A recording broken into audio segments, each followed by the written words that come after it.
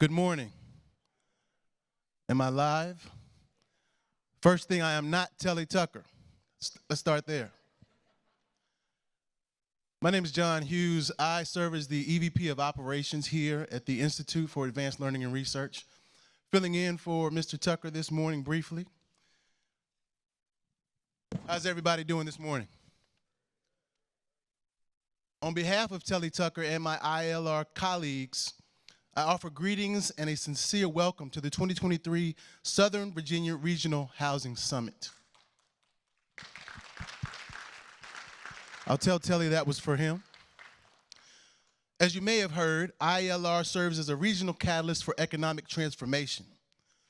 Undoubtedly, housing is an integral part in that equation. Housing availability, housing affordability, and housing stability remain keys to workforce talent, attraction, and quality of life in our region. To that end, we are excited to host this conference for the second consecutive year. Please enjoy the summit, make yourselves at home, stay involved in housing security for the long term, and again, welcome. I would also like to take this opportunity to introduce Mr. William Bill Curtis, who's the Assistant Director of the Department of Housing Community Development for the Commonwealth of Virginia. Mr. Curtis serves in that capacity, and he's a graduate of Savannah State University, Savannah, Georgia, holds a master's degree from the United States Naval War College, Newport, Rhode Island. Mr. Curtis is a retired Navy Supply Corps captain and has held command as well as assignments in numerous senior positions. He's a stalwart gentleman who is really looking at the heart of housing and its complications for the Commonwealth, as well as further than that, because it's a thing that has been plaguing the United States for a while. And in our Southern Virginia region, it is crucial to our economic transformation. So thank you again, welcome, and I'd like to now also welcome Mr. Bill Curtis to the stage.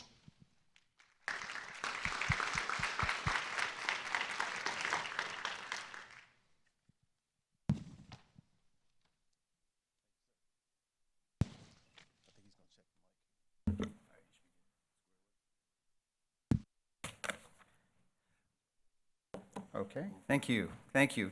Good morning. It's great to be here. And I just want you all to know that John and I had a brief discussion, and I'm a very accommodating and accepting person. And if any of you know about fraternities and sororities in the Black community, he's a member of, what is that, Omega Psi Phi? That is correct, sir. And I'm a member of the Alpha Phi Alpha Fraternity Incorporated. I just want you all to know that. And I accept him. Okay. It's good talking. We had a great conversation this morning. It is my pleasure to be here, and I bring greetings from Brian Horn, who's the Director of Housing and Community Development. He could not be here, really wanted to. He goes all over the state whenever possible to address groups of people just like you. And the governor, works very closely with the governor, because we talk about economic development and housing, and you can't separate the two. So I do have some prepared comments here. They tell me I have 3 to 4 minutes. I think they're more than that, but we'll see how we do, okay? But it's a lot of technical stuff that people don't understand what's going on behind the scenes with housing. When you have a need for a place to live, that's pretty black and white, isn't it? That's just cut and dry, and you know what you need. But everything else in the background is taking place to make sure that you do have the opportunity to have good, affordable housing. And I'll just walk through a little bit of that with you. We've made significant strides in addressing the need for safe, sustainable, and affordable housing across Virginia. And Governor Youngkin's Make Virginia Home Plan, which was unveiled at the 2022 Virginia Governor's Housing Conference, is a significant step in the right direction. And the next housing conference is coming up in Hampton in November. If you don't have your reservations, make them. You need to be there. It's an outstanding event. The governor will be there to speak. The plan promotes, the Make Virginia Home Plan promotes increasing the supply of attainable, affordable, and accessible housing across the Commonwealth, addressing restrictions on housing supply, and aims to improve and streamline the permitting process, all while protecting owner rights. We have a housing shortage in Virginia, And with limited supply comes increased frustration. Too many Virginians are waiting too long to find housing and paying too much for it when they find it. Now, the first step in the governor's plan is to increase the supply of land for use for housing. Now, we'll accomplish this through establishing guardrails for zoning and land use processes, creating reasonable linkages between discretionary state grant funding to localities and the local policies and actions that encourage housing growth, encouraging transparency by requiring localities to report on their policies and actions that impact housing development, and investigating comprehensive reforms of Virginia's land use and zoning laws.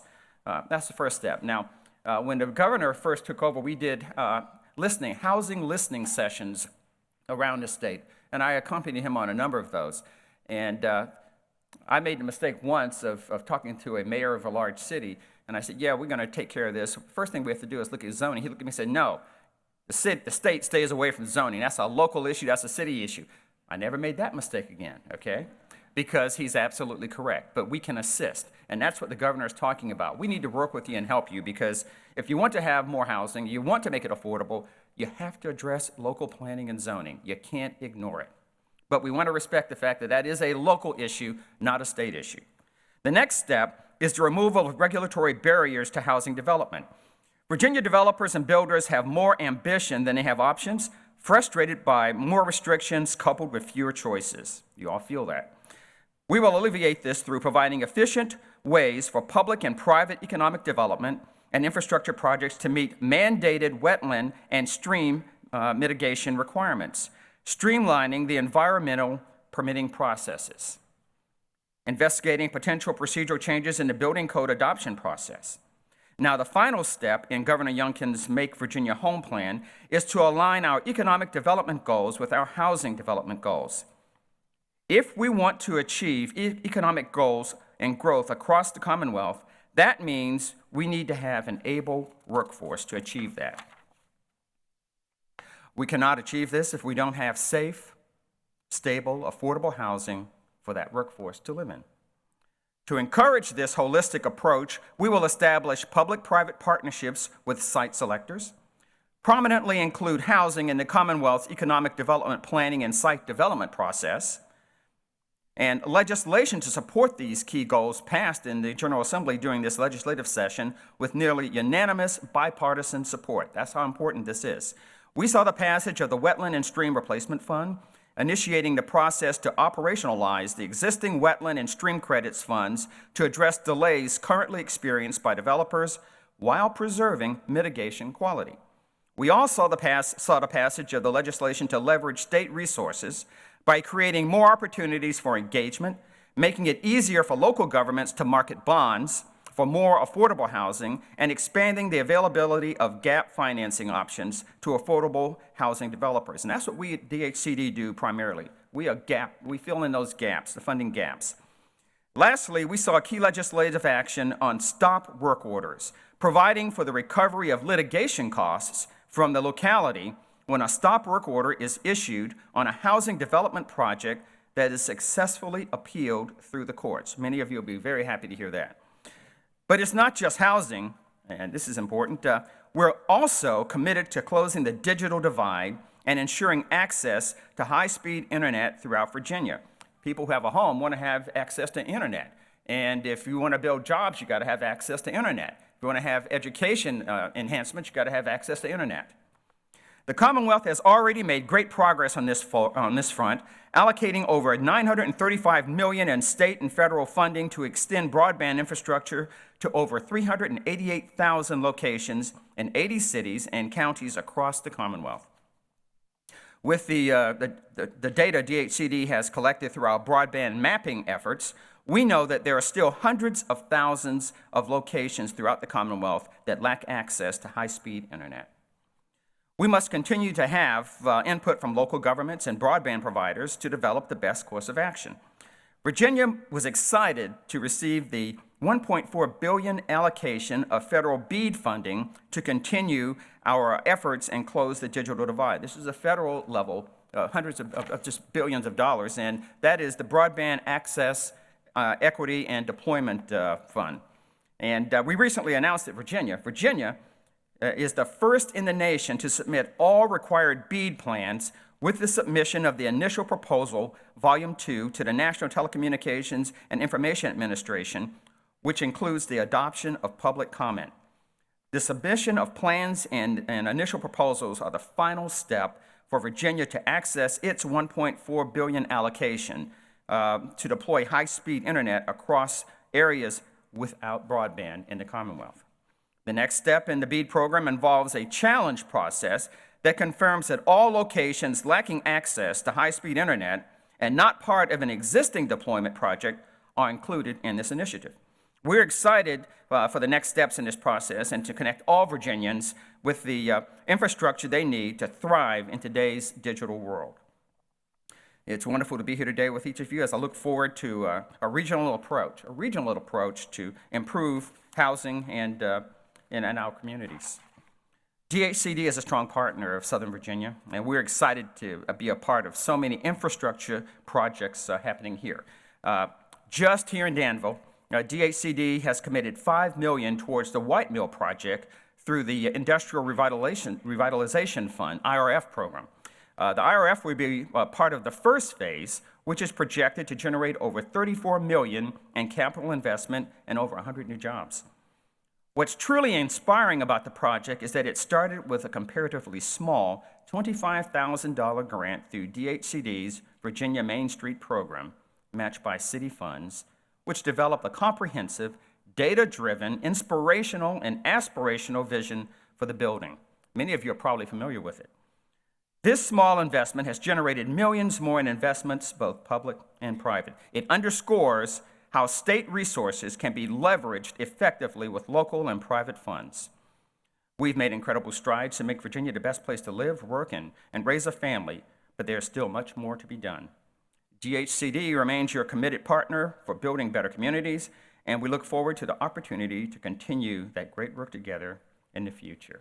And it's my pleasure to be here and talk with you all and see everything that's going on here. I've not been to that White Mill project, but I'm going to take a peek at it, see what it looks like. I've heard about it in the office talking with the Main Street staff there because they're here quite frequently. So you have a great deal before you. You've accomplished a great deal, and DHCD is so proud to be partners with you. And again, once again, on behalf of Brian Horn, our director, and the governor, I thank you for having me this morning, and I wish you well in your conference. Thank you very much.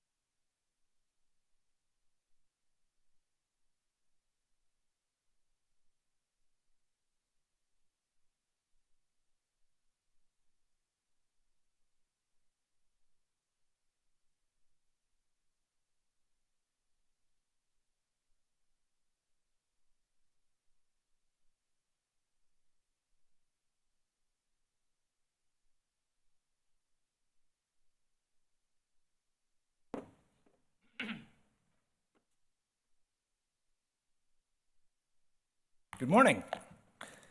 My name is Mike McKenzie. I'm an associate policy analyst with Virginia Housing. We're very happy to be here today. Thank you for inviting us, and thank you to the Institute for hosting. Back in 2022, we were looking at just about 8%, I think, in inflation. Coming off of that, we were off of 2 years of record high home price increases, I think 40% over 2 years. Borrowing costs were extraordinary, mortgage rates at 6%, and record low supply after decades of, or I'm sorry, a little bit more than a decade of under investment in our housing. And it was in that atmosphere that we thought we need to start really looking at this relationship between housing and economic development, specifically in looking at economic competitiveness at the local and regional levels. Housing increasingly with these expenses is at the forefront of decision-making of households throughout the country. Decisions about employment have to do with where to live. Where can you afford to live? Where can you find suitable housing that is safe? And if workers can't find that, they're certainly not going to move. Worker mobility is essential to economic growth, especially among first-time home buyers. And we wanted to understand this dynamic across Virginia.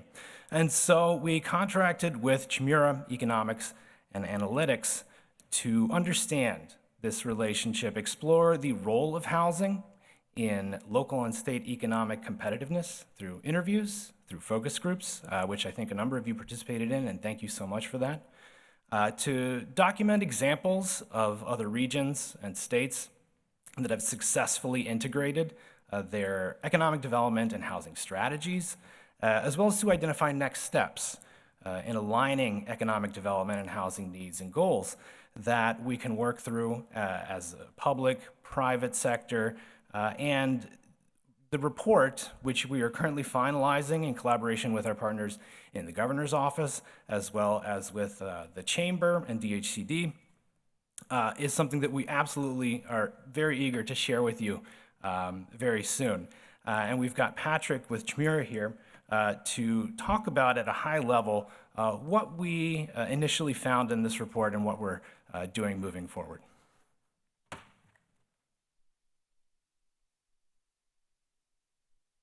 All right, thanks, Mike. Happy to join you here today. As Mike said, you're getting a bit of a sneak peek at a report that hasn't been quite finalized yet, so take this with the understanding that some of these are some preliminary results, but wanted to make sure to get this information out there and really kick off the conversation today. You've already heard a little bit about the importance of housing and economic development already today, and I'm sure that's resonated with a lot of you. Before I get into our study a little bit, just in case anybody hasn't heard of Chmura, we're a labor market data and analysis company founded in 1998 and headquartered in Richmond, Virginia.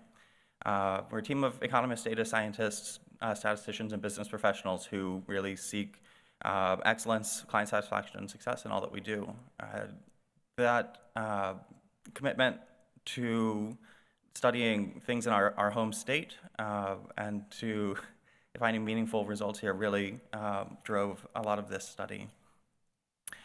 I think it'll be no surprise for a lot of you that housing and economic development are intricately connected. This came up time and time again in the series of focus groups and interviews that we conducted around the state. For several months, we we prioritized these at a regional level through the Go Virginia regions because housing markets don't really respect local boundaries. People move around and commute from home to work, and conducting these discussions at a regional level is really critical. And the particular connection between housing and economic development may vary a little bit from region to region, but universally, the importance and increasing importance in recent years of housing in economic development, meaning business retention, expansion, and attraction, primarily for the practicing economic developers that we're talking with. Housing is coming up earlier in the conversation, more frequently in the conversation, and more critically at the decision points in business location decisions. And it makes sense. Inadequate housing supply hampers workforce mobility, makes it more difficult for people to move for job opportunities that match up with their skills, and negatively impacts a state's economic competitiveness. This showed up not only in our interviews with the economic developer practitioners around the state, but when we spoke with site selectors who are comparing localities across the nation, across multiple different states, and looking at what factors they consider. Housing is definitely coming up and being weighted more strongly in those decision-making points. We've heard about the historical housing supply gaps. Looking ahead at a conservative baseline projection, Virginia is expected to add 140,000, more than 140,000 jobs over the next 10 years across the state, and those people are going to need some place to live. That affordable housing, availability of housing that meets the expected wages at this growing occupations is needed to attract and retain that needed workforce. The cost of living for an area is often one of the things that people are easily looking at, and whether they can afford to live in an area, move and locate there. Housing rental, of course, is a key part of that. But as Mike mentioned with inflation in recent years, the housing bundle that the Bureau of Labor Statistics uses in tracking the cost of living, housing makes up about a third of that overall household expenditure bundle. So with the sky-high inflation in recent years, housing has been a key component, and you've certainly seen housing costs rising up, making it more difficult for people, along with other housing or other price increases during this time. And in terms of competitiveness, just as a quick measure, by the median home price, Virginia currently ranks number 12 among states. Of course, seeking to rank higher in all cases. But that state ranking naturally masks a lot of the regional variability, where the home prices are going to be, of course, higher in more dense metro areas, someplace like Northern Virginia, bringing up that average.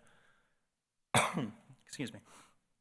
But in a first pass at considering states for where to locate a major facility, that kind of ranking is increasingly being taken into consideration. We found consistency with the stakeholders that we spoke with about the critical role in of housing and economic development, although to different degrees. For a few areas, housing is not a top concern that we spoke to. It's recognized that it is important to retain the population and workforce, but it's not a traditional part of many economic development toolkits. They're focusing on workforce as a primary marketable asset.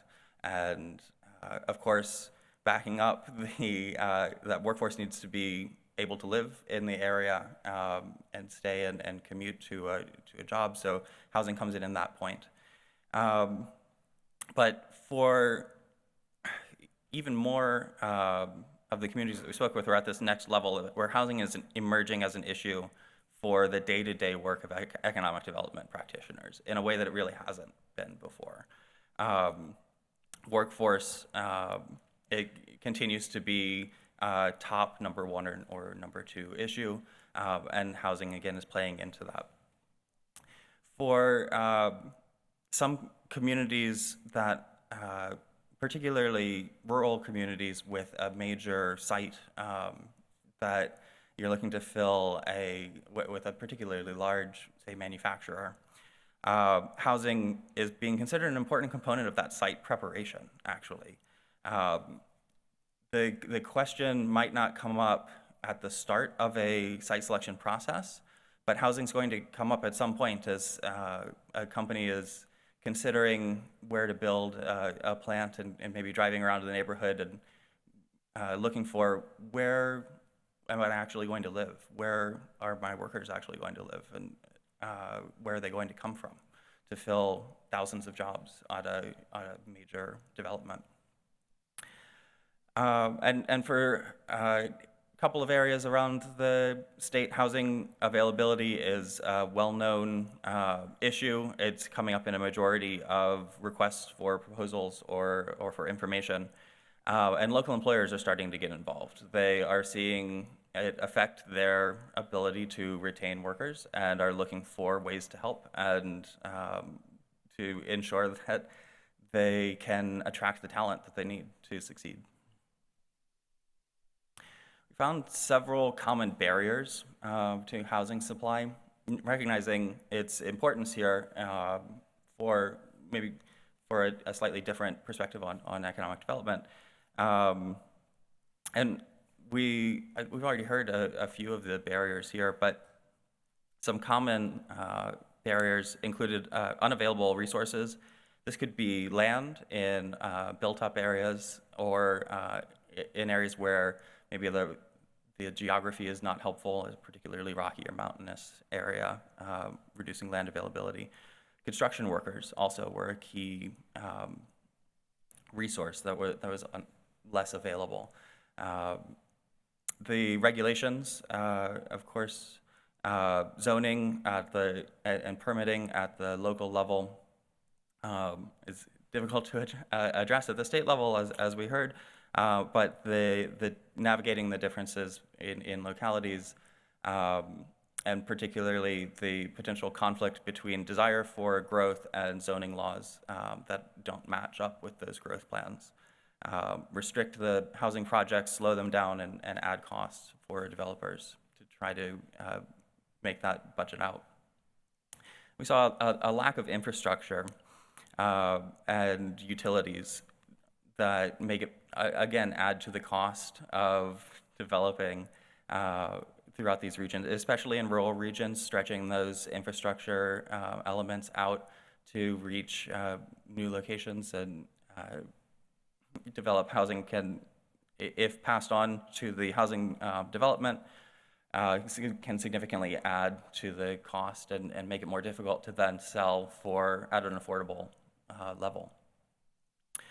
And probably no surprise to many of you here, but this sense of not in my backyard or NIMBYism, the potential conflict between the growth or desire for growth in a region, but maybe not next to my house or in the area that I'm familiar with. That will often bring residents out for public comment very vocally against adding additional housing in neighborhoods, and can derail many of these housing projects. So some preliminary recommendations out of this study, and I'm glad to hear some of these already being included in talking points from DHCD and the governor's office. It's clear that Virginia needs to expand availability of housing and reduce the barriers that we've seen.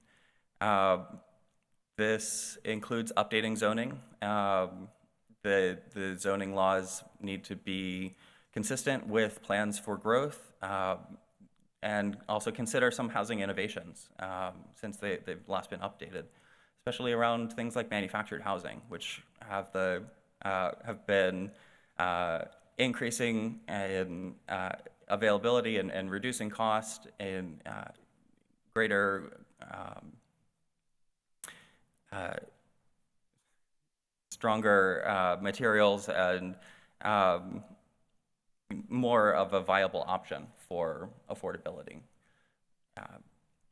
The construction workforce that I mentioned as a barrier, fostering that growth of construction workforce can look at like expanding training programs and transferable skills. The construction industry is highly cyclical. New home construction is often a leading indicator of economic conditions, and so if there's an economic slowdown or downturn, it's one of the first industries hit. That can make it difficult to retain workers in an area where there is a downturn, making it more difficult for when things start rising again to find those construction workers.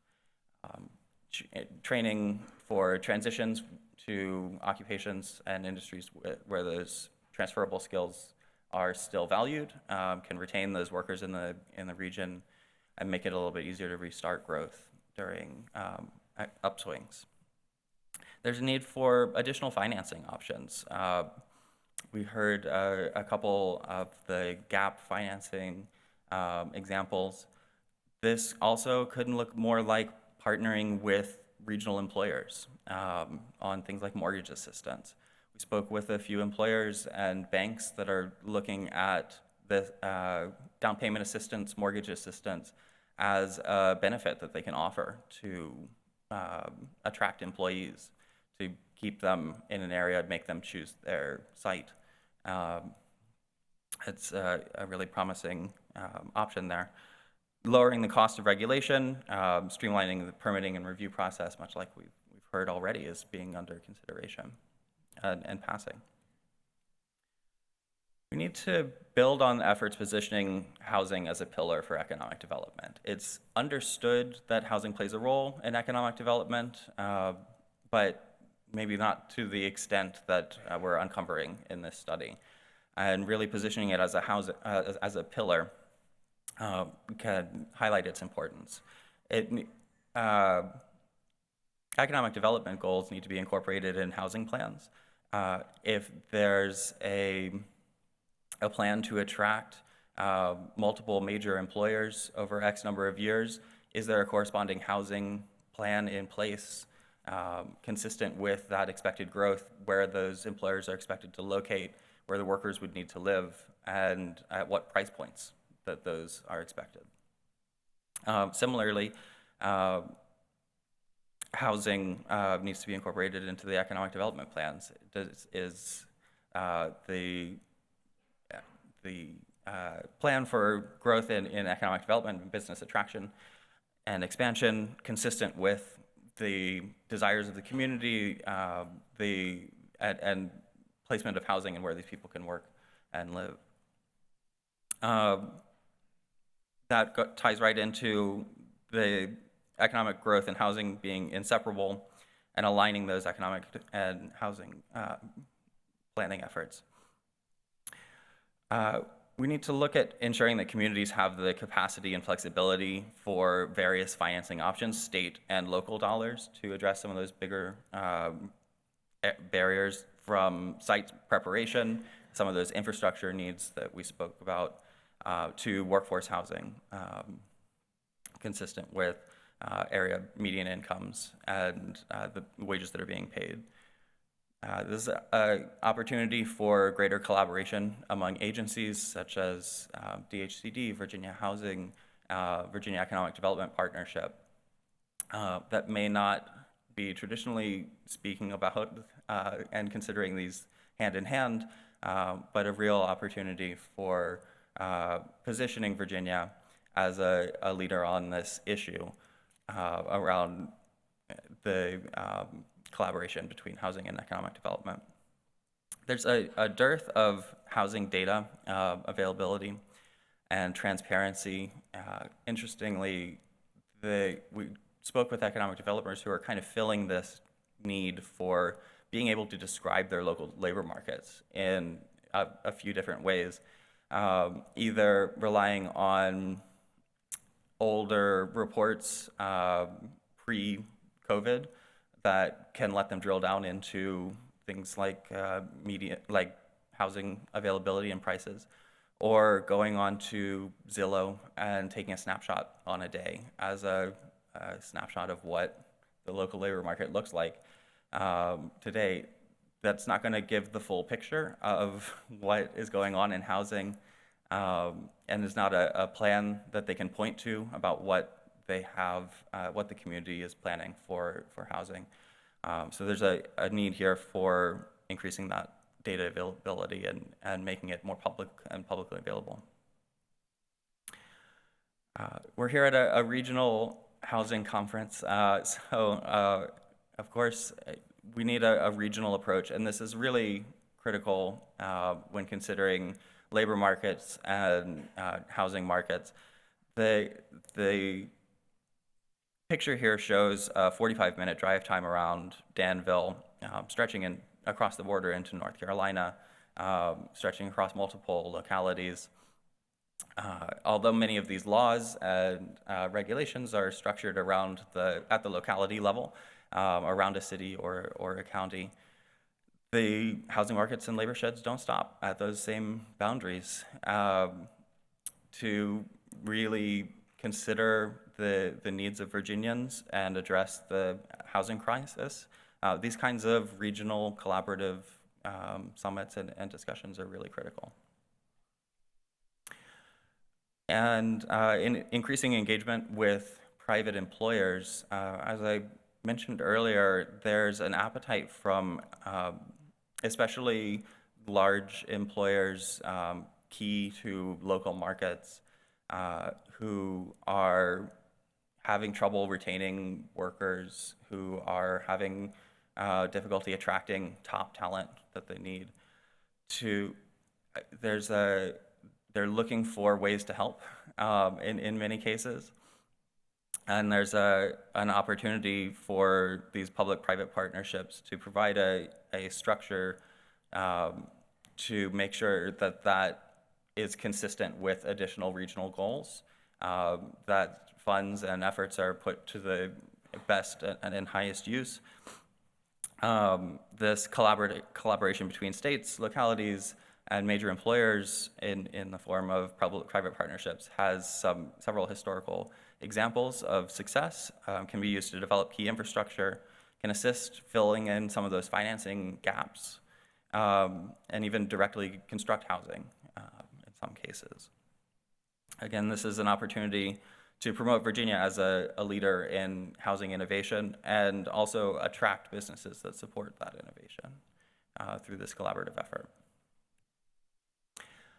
So in conclusion, and just a couple parting thoughts here, we went into this study to look at what the role of housing in economic development was.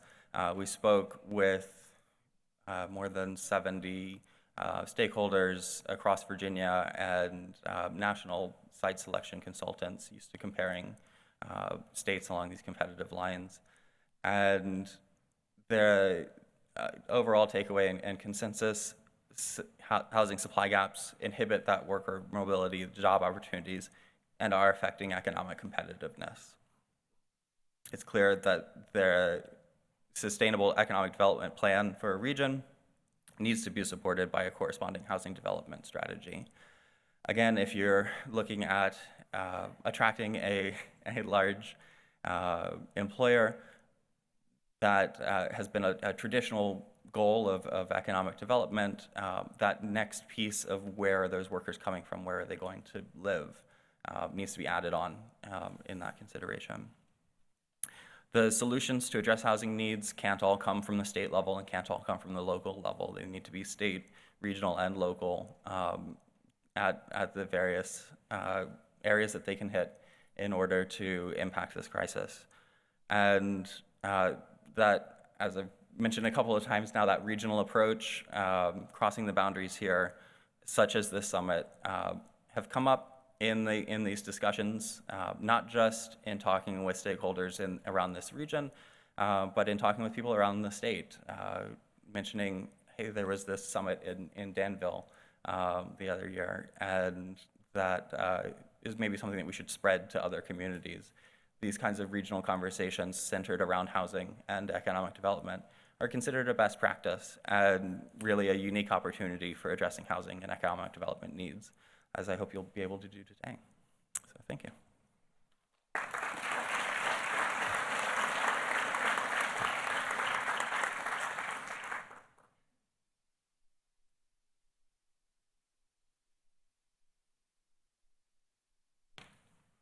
At this time, we'll open it to any questions from the crowd. If you have a question, please raise your hand and we'll run a microphone to you.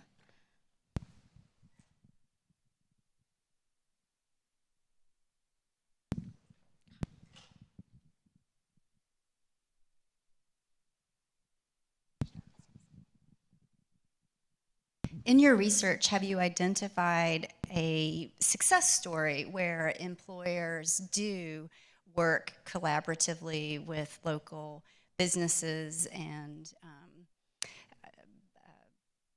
developers to accommodate some of the housing challenges that we all face? That's a great question. Yeah, thank you. One that immediately comes to mind is probably one of the biggest stories that I can share. The Amazon HQ2 in Northern Virginia. This is a nationwide search for the next headquarters for Amazon, and the company had various criteria about what they needed in order to locate somewhere. In putting together when we spoke with contacts at VEDP, putting together the proposal for why they should choose Virginia, really centered on a key component of that was a housing strategy. Knowing that this was potentially transformative opportunity for any region where Amazon locates its second headquarters, and the high-paying jobs could have a real impact on affordability for current residents in the community. Structuring and specifically mentioning the plan for how to address housing and was a key part of both winning Amazon and of Amazon's work and efforts in Northern Virginia so far. They have structured several financing vehicles for supporting affordable housing in the area. And that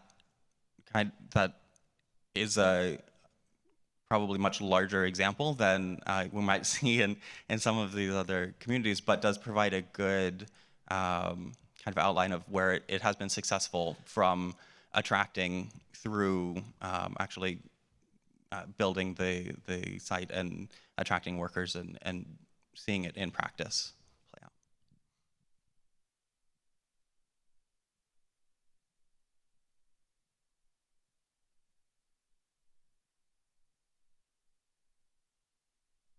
Good morning. My name is Patrina Carter. I'm the president and CEO for Tri-County Community Action Agency.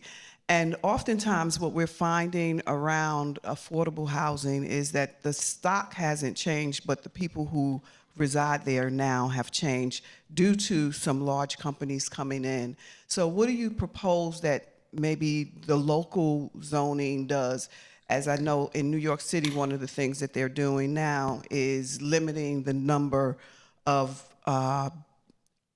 bed and breakfasts or short-time rentals. So a lot of the stock, and it's a fine line, I know, between telling someone what to do with their property, attracting new people to the community, and taking care of those who can no longer afford to live with where they've always lived. I think it's important to look at kind of examples, even within Virginia, that have been happening, including expanding ADU, accessory dwelling unit ordinances, also addressing Airbnb regulations and short-term rentals. But I think ultimately the key is to just make sure that people who want to build housing have the opportunity to do so without tremendous encumbrance. And so ADUs can absolutely increase the stock of affordable units that are available. And I think that each local community has to find the best way to do that for its citizens. I'm glad you mentioned ADUs. That was one of the things that I kind of first thought of, because I think you addressed it right at the beginning with no new developments in so long. It's a key foundation of the problem is a lack of supply and increasing the availability of units across the spectrum, be that accessory dwelling units at a smaller price point, be that subsidized housing or housing that maybe the price it specifically looks at how to reduce pricing for construction and through identifying new land or reducing some of the regulation or burden on housing that then gets passed into the eventual sale and makes it more difficult to be profitable at lower price points. Increasing that kind of housing supply across the board is going to be a key part of that. Yes, my question is, with this study, what is the accountability with the landlords and the tenants? Because right now I'm witnessing families whose rent have increased by $300 within a year, and they're being forced to move out of a comfortable living environment, but yet the landlord isn't doing anything to enhance the property. So that's my concern. You know, I feel a lot of families wouldn't mind paying an increase in rent if they're going to upgrade their appliances, if they're going to upgrade the landscaping. But just to say, well, we're going to do this because in the area, this is the average cost. So you got middle-class families that are that's been living comfortable, but they're being forced to live in poverty because the rent has increased to $300 extra. So their lifestyle's been, so the accountability with landlords and tenants, if you're going to increase the rent, where's their accountability at to where they can justify why this rent is going up, besides the fact we can do this? I think that particular issue was a little bit outside the scope of what we were looking at, but as I understand it, there's absolutely some movement on that at the federal level, where they're looking at a number of programs that seek to maximize rent based on the conditions in a local area. So I know there's definitely some movement on that at that level, but I couldn't really speak to it because it's not really necessarily part of what we were looking at, but I think it's important to certainly look at in addition to this.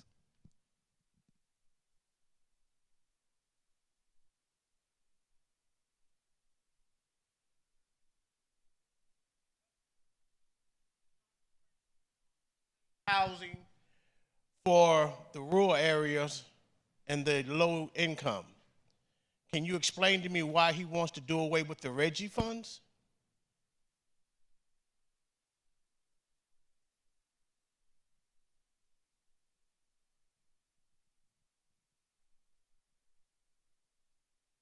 I can't speak for the governor. I can tell you that there's a lot of controversy surrounding the Reggie Fund, and he believes that we can still accomplish the same goals without going through the current construct with Reggie, because a tax is a tax is a tax. But beyond that, I cannot speak for him, and that was not directly a part of discussion that we have regarding this conference. The Reggie funds do pay for flood mitigation and things of that sort, but that will not be ignored. The governor has different different constructs on how to address those because, as I said, you just have one form of taxation for another. And at that, I'll just leave it. I'll not speak for him. Okay, thank you.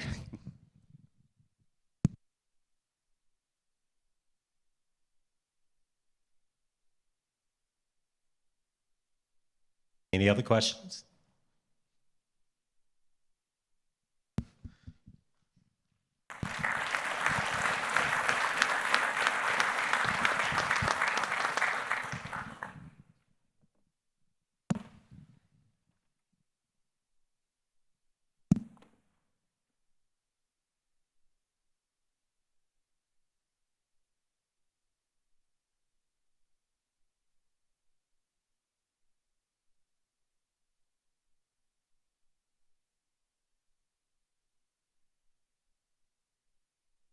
At this time, I have some disappointing news to share with you and some very exciting news to share with you. The disappointing news is, unfortunately, our speaker from the West Piedmont Planning District Commission is ill, and so he will not be able to participate today. But what that means is that you have extra time to go out and check out all 31 exhibitors within the atrium in our exhibit hall. And I'd like to take the opportunity first to thank all of the localities throughout Southern Virginia who have worked so diligently in putting this housing summit together. So if you are from Patrick County, Henry County, the city of Martinsville, the city of Danville, Pittsylvania County, or Halifax County, if you would please stand if you were part of this planning process, I'd like to give you a hand.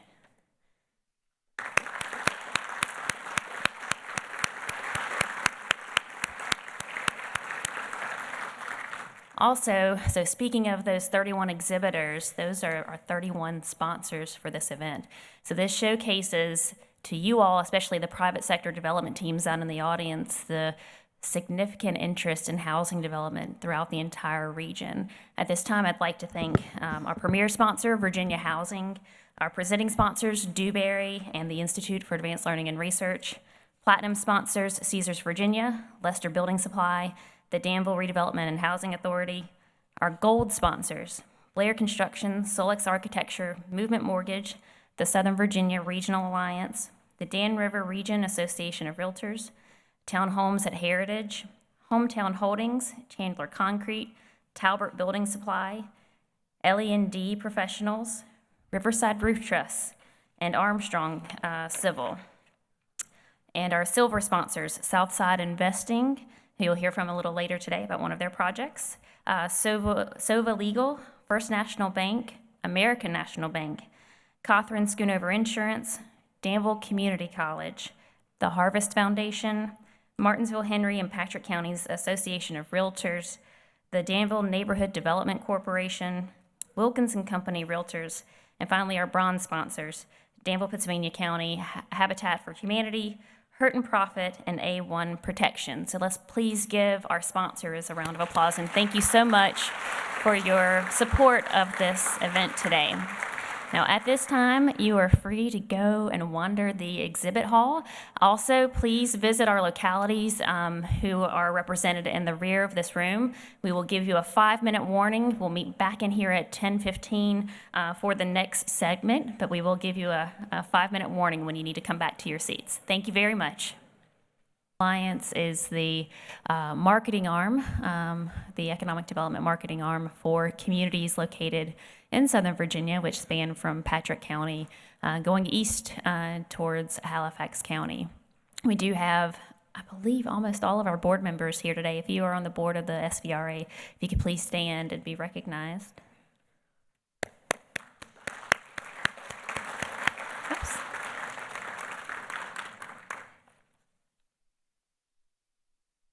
The SVRA also acts as the conduit and the connecting point between our state partners at the Virginia Economic Development Partnership and the localities.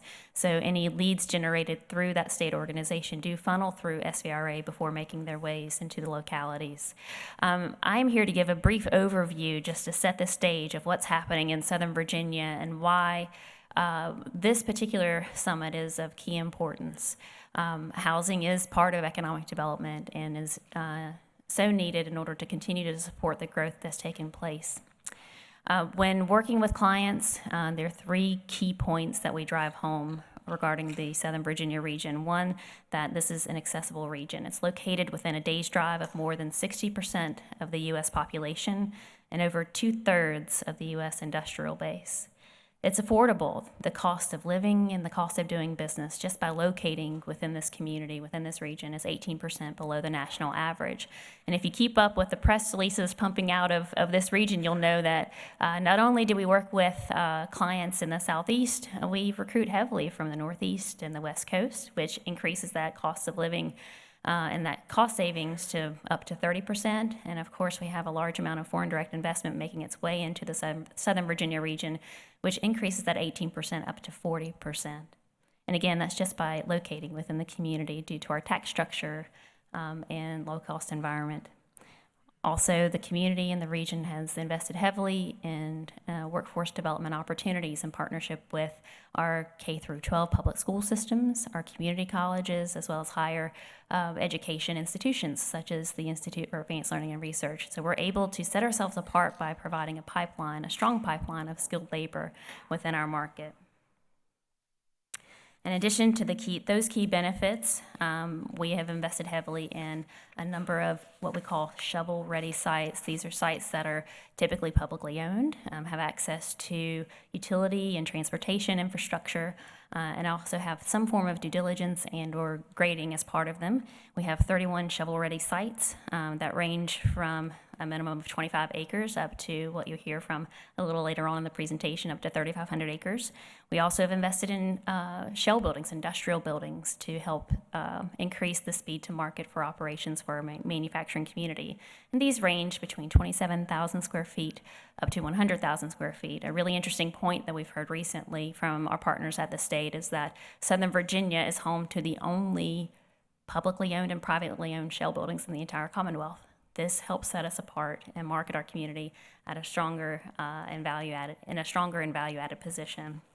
We're also home to the Southern Virginia Megasite, which is one of the largest certified megasites on the East Coast. We have, as I had mentioned, a variety of workforce training initiatives. Over $93 million has been invested in creating these workforce training initiatives in Danville and Pittsylvania County alone. There are more than 40 colleges and universities within a 2-hour drive. Some of the top engineering talent are right at the fingertips of our manufacturers by locating in Southern Virginia. And of course, we've invested in a number of quality of life assets that make this a more attractive region for talent recruitment and retention. Businesses also have access to a very robust labor shed. Our labor shed is within a 60-mile radius of Southern Virginia, which provides industry with access to around 1.2 in population and over 540,000 within that workforce. To put things into perspective, that is greater than that of the Richmond metropolitan area. A lot of times, rural communities are not thought of as having access to that dense of a market, but we certainly do have access into that. It also provides easy access to a very skilled labor force within the advanced manufacturing sector, the nuclear industry, electronics, life sciences, and research and development. We're also strategically aligned to capture optimum GDP. As you all know, we're located in the Southeast, which is a corridor that is considered the 3rd largest economy in the world.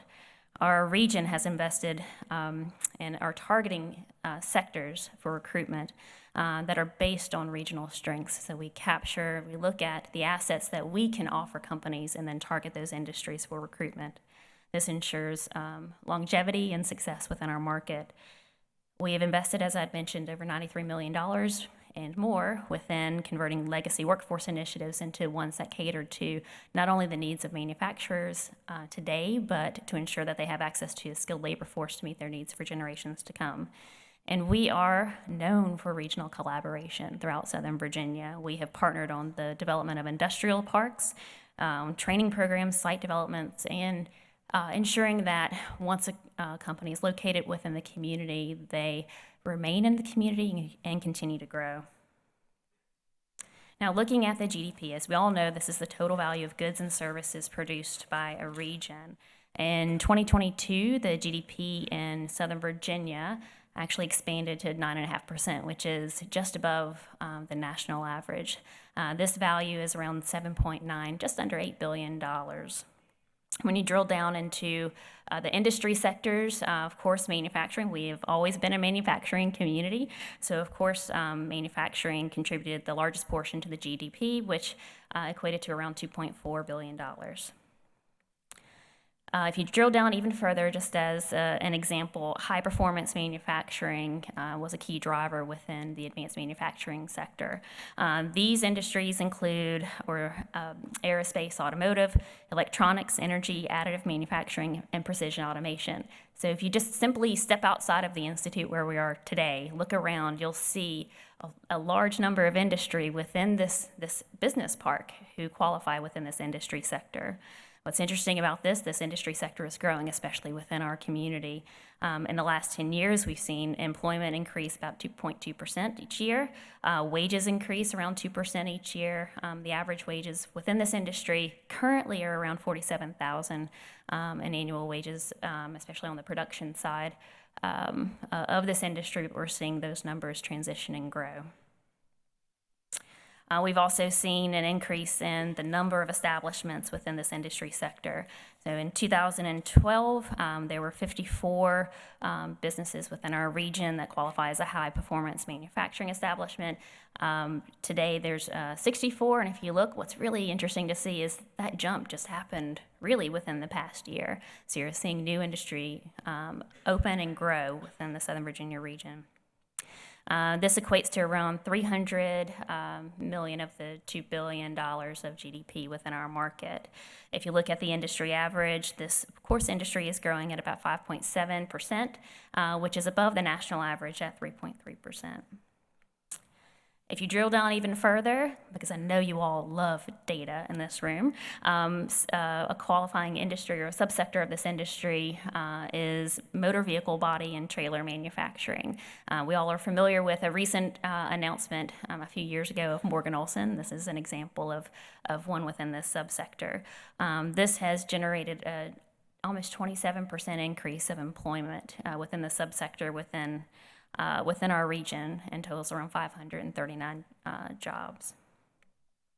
It also accounts for around $80 million in GDP within our region. Again, if you look at the national average, we're seeing an increase over the last 10 years of 32.2% compared to the national average within this industry sector of 6.9%.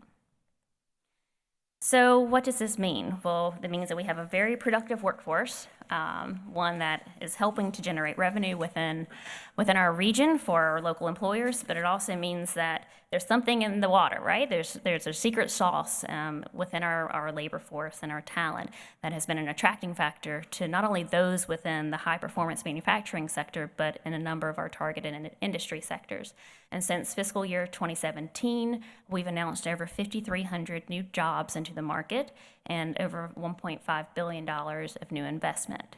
So why is that important to those of you sitting around these tables in this room? Well, new job creation equals new residents into our community.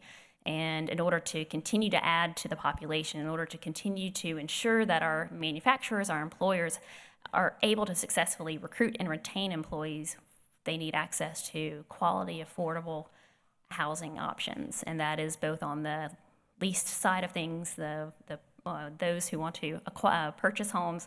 That means we need multifamily establishments as well as single-family homes. So there's a need across the board, and you all play a role in ensuring that these numbers continue to grow each and every year. This particular, as mentioned earlier, the strongest sector within the community by investment, of course, is high-performance manufacturing. But if you look at in terms of percentage of employment and total jobs announced, we actually have one of our sponsors today who is the lead in this in the miscellaneous category at Caesars Virginia at 43% of the total impact. Now, with 5,300 jobs underway, being established now in the community and the housing that's driven by this existing need. There's also a large project underway, a large development project underway that could also spike that demand, spike that growth. And that is a partnership that it formed a number of years ago between Danville and Pennsylvania County and the establishment of the Southern Virginia mega site at Berry Hill. As mentioned earlier, this is the largest mega site, industrial site in the Commonwealth of Virginia, but it is also one of the largest in the Southeast. It totals over 3,500 acres, and we've been very fortunate to have a number of utility and transportation partners who have heavily invested in this site to make sure that it is shovel-ready for new investment. We already have a 200-acre graded pad that can be expanded up to 702 acres. We recently completed, through support from the State and Tobacco Commission, a second 57-acre graded pad, which can also be expanded. We've gone through a number of certification processes, including being certified by Quest, as well as the Virginia Business Ready Sites program, this site is now considered a Tier 5 site, which means that it is a turnkey solution to to help reduce risk and help to optimize speed to market for any industry sector. At this point in the game, you can imagine the types of industry that are looking at this particular site. We're seeing advanced materials, semiconductor, chemical, automotive, battery, energy-related projects, all looking for that turnkey solution, especially a site that has a shovel-ready or a graded pad and access to abundant power. And I'd like to give a shout out to one of our sponsors, or presenting sponsor, Dewberry, who has been with the localities since day one in planning this industrial park. And I think they feel as strongly as we do, and hopeful of how this will be a game changer for the entire region. Now, this has been a long journey. The localities, through their regional authority, began acquiring this property in 2008.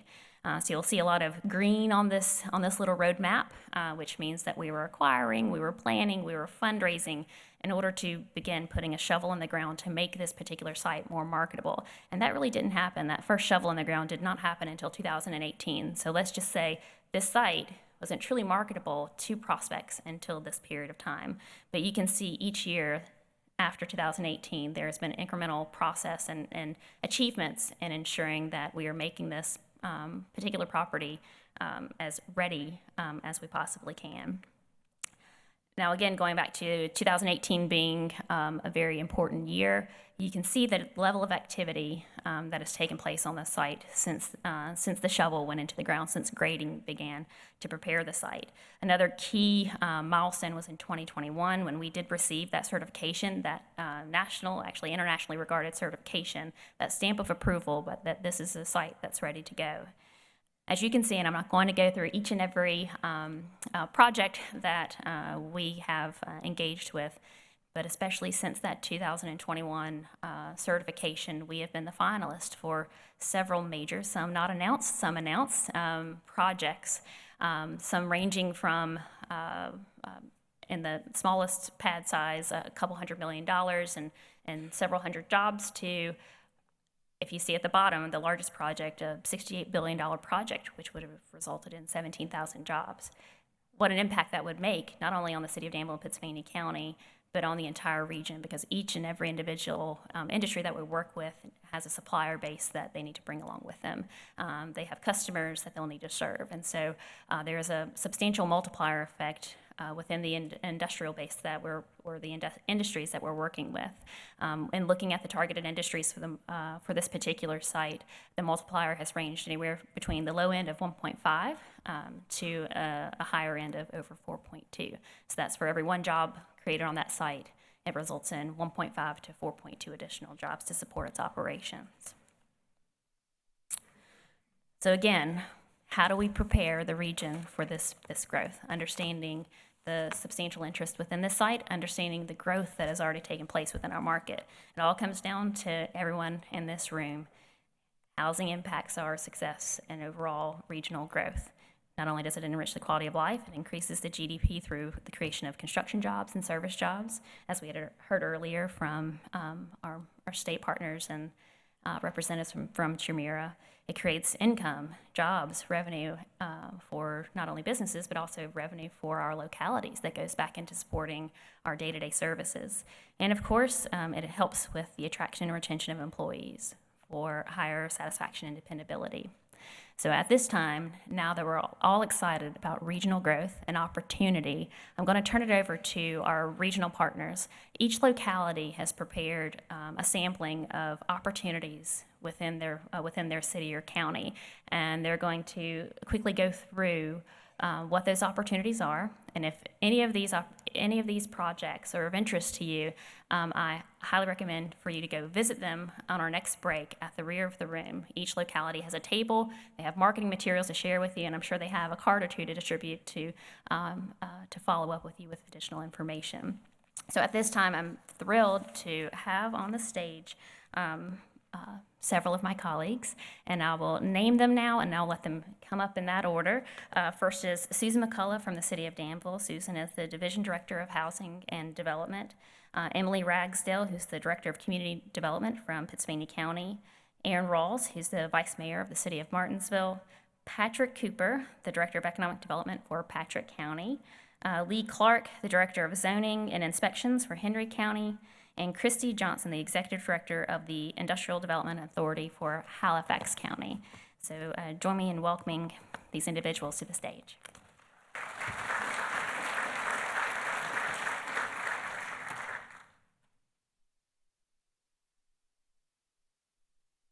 Good morning, everybody. Again, Susan McCulloch from the City of Danville. I'm going to just dive into the opportunities that are available in Danville, and you should have received a booklet in your bag. Would love to talk to you more afterward about the other properties that are available. The first is the Commonwealth Machinery Building. It is owned by the Danville IDA, and it is in the historic tobacco warehouse community.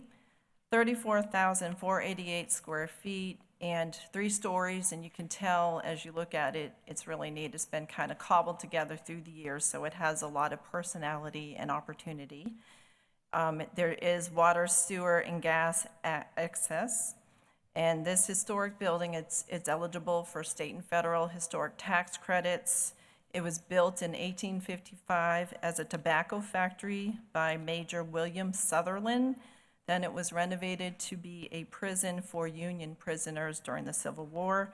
Then it had several other uses, including the most recent Commonwealth Machinery Building. The goal in its next life is to be a mixed-use structure with commercial on the ground floor, residential above. And please get in touch with us if you would like a tour. And also the IDA is entertaining proposals for what you would see as the highest and best use. The next building is known as the Galileo School. It was formerly a JCPenney retail store, 72,736 square feet with significant access to fiber, and it's in the city's central business district. It's owned by the city, but it will be transferred to the IDA at some point where it will be vacated by late summer, early fall 2025. It has a lot of potential. We see mixed commercial and housing development, but there are so many different things that could be done with this parcel. It's in a great part of town. The next parcel, there are 2, they're on Seminole Road. Seminole Drive, we call them the Lockerman properties, 42.5 acres. It's zone threshold residential, and it's in North Danville with easy access to the expressway. And we see this as being multifamily, mixed housing, single family. There's a lot of potential for this, and please reach out to us if you would like to learn more information about it or to see it. The next group of parcels can be combined to be a 10-acre area to develop. It's on Chatelaine Avenue. It is in the heart of the Old Town Residential District, and it would be a great site for mixed housing, such as townhomes, multifamily, or single family. And it's proximate to Baloo Park, and the historic Schoolfield District, which recently has had a completed master plan, and we'll be happy to send that to you. And also within the Schoolfield District is the $650 million future Caesars Virginia, which is being constructed. The real estate representative is Mr. Michael Skierce of Hoosier, and we can put you in touch with him. The next group of properties is also in North Danville, 55.35 acres.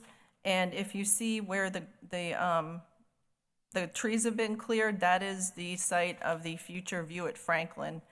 And that will be 243 units, market rate garden style apartments, and groundbreaking is going to be September 2024. So it already has a nice neighbor. So the potential could be single family, multifamily, or mixed use. And there is infrastructure nearby, and this also is very close to the expressway. We did want to just touch briefly on our new residential incentives for developers. We realized from the Housing Summit and the Danter study that we really do need to help developers bring residential opportunities here. So we've worked with our RDA and have implemented some new incentives. The first is the real estate tax grant through the IDA for new construction. For single-family developments, it's up to a 15-year incentive, minimum of $5 million investment, minimum of 50 units. Year one, 100% in the increase of the tax bill is granted back. Years 2 through 15, 50%. And the project must meet city criteria as shown in the Danter report. For multifamily, year one, 100% in the increase in the tax granted back, years 2 through 10, 50%, 60 or more units minimum, and minimum of $6 million investment. We also, through the city has expanded its real estate tax abatement program for historic properties. Before, historic properties with multifamily were considered commercial, and we've added a mixed-use component. So instead of being a 5-year incentive, it's up to 15 years, 100% year one, 50% years 2 through 15. That's the increase in the tax, the actual increase. Must be a minimum investment of $5 million and no more than 70% residential or 30% commercial.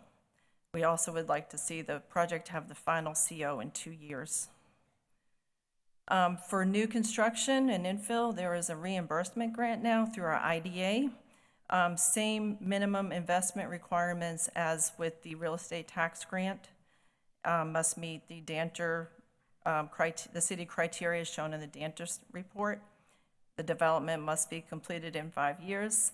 And examples of fees that could be reimbursed after completion are the city permit fees, such as building, electrical, mechanical, plumbing, zoning.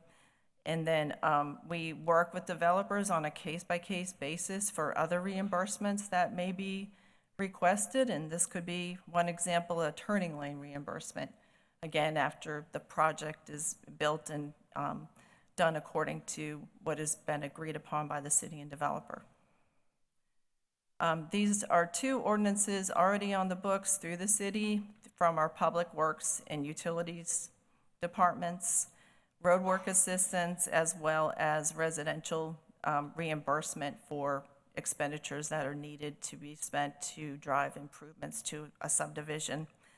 Lots of information. We'd be happy to set up a meeting with our directors to talk more about these, but these developments are actually being, incentives are being used right now, so they are helping. Also, we're working on program design, but we do have incentives for home buyers and renters. Applicants that are meeting 81 to 95% of the area median income are eligible for up to $5,000 for down payment assistance, and then up to $500 for rental deposit assistance. Thank you so much. Be happy to talk after.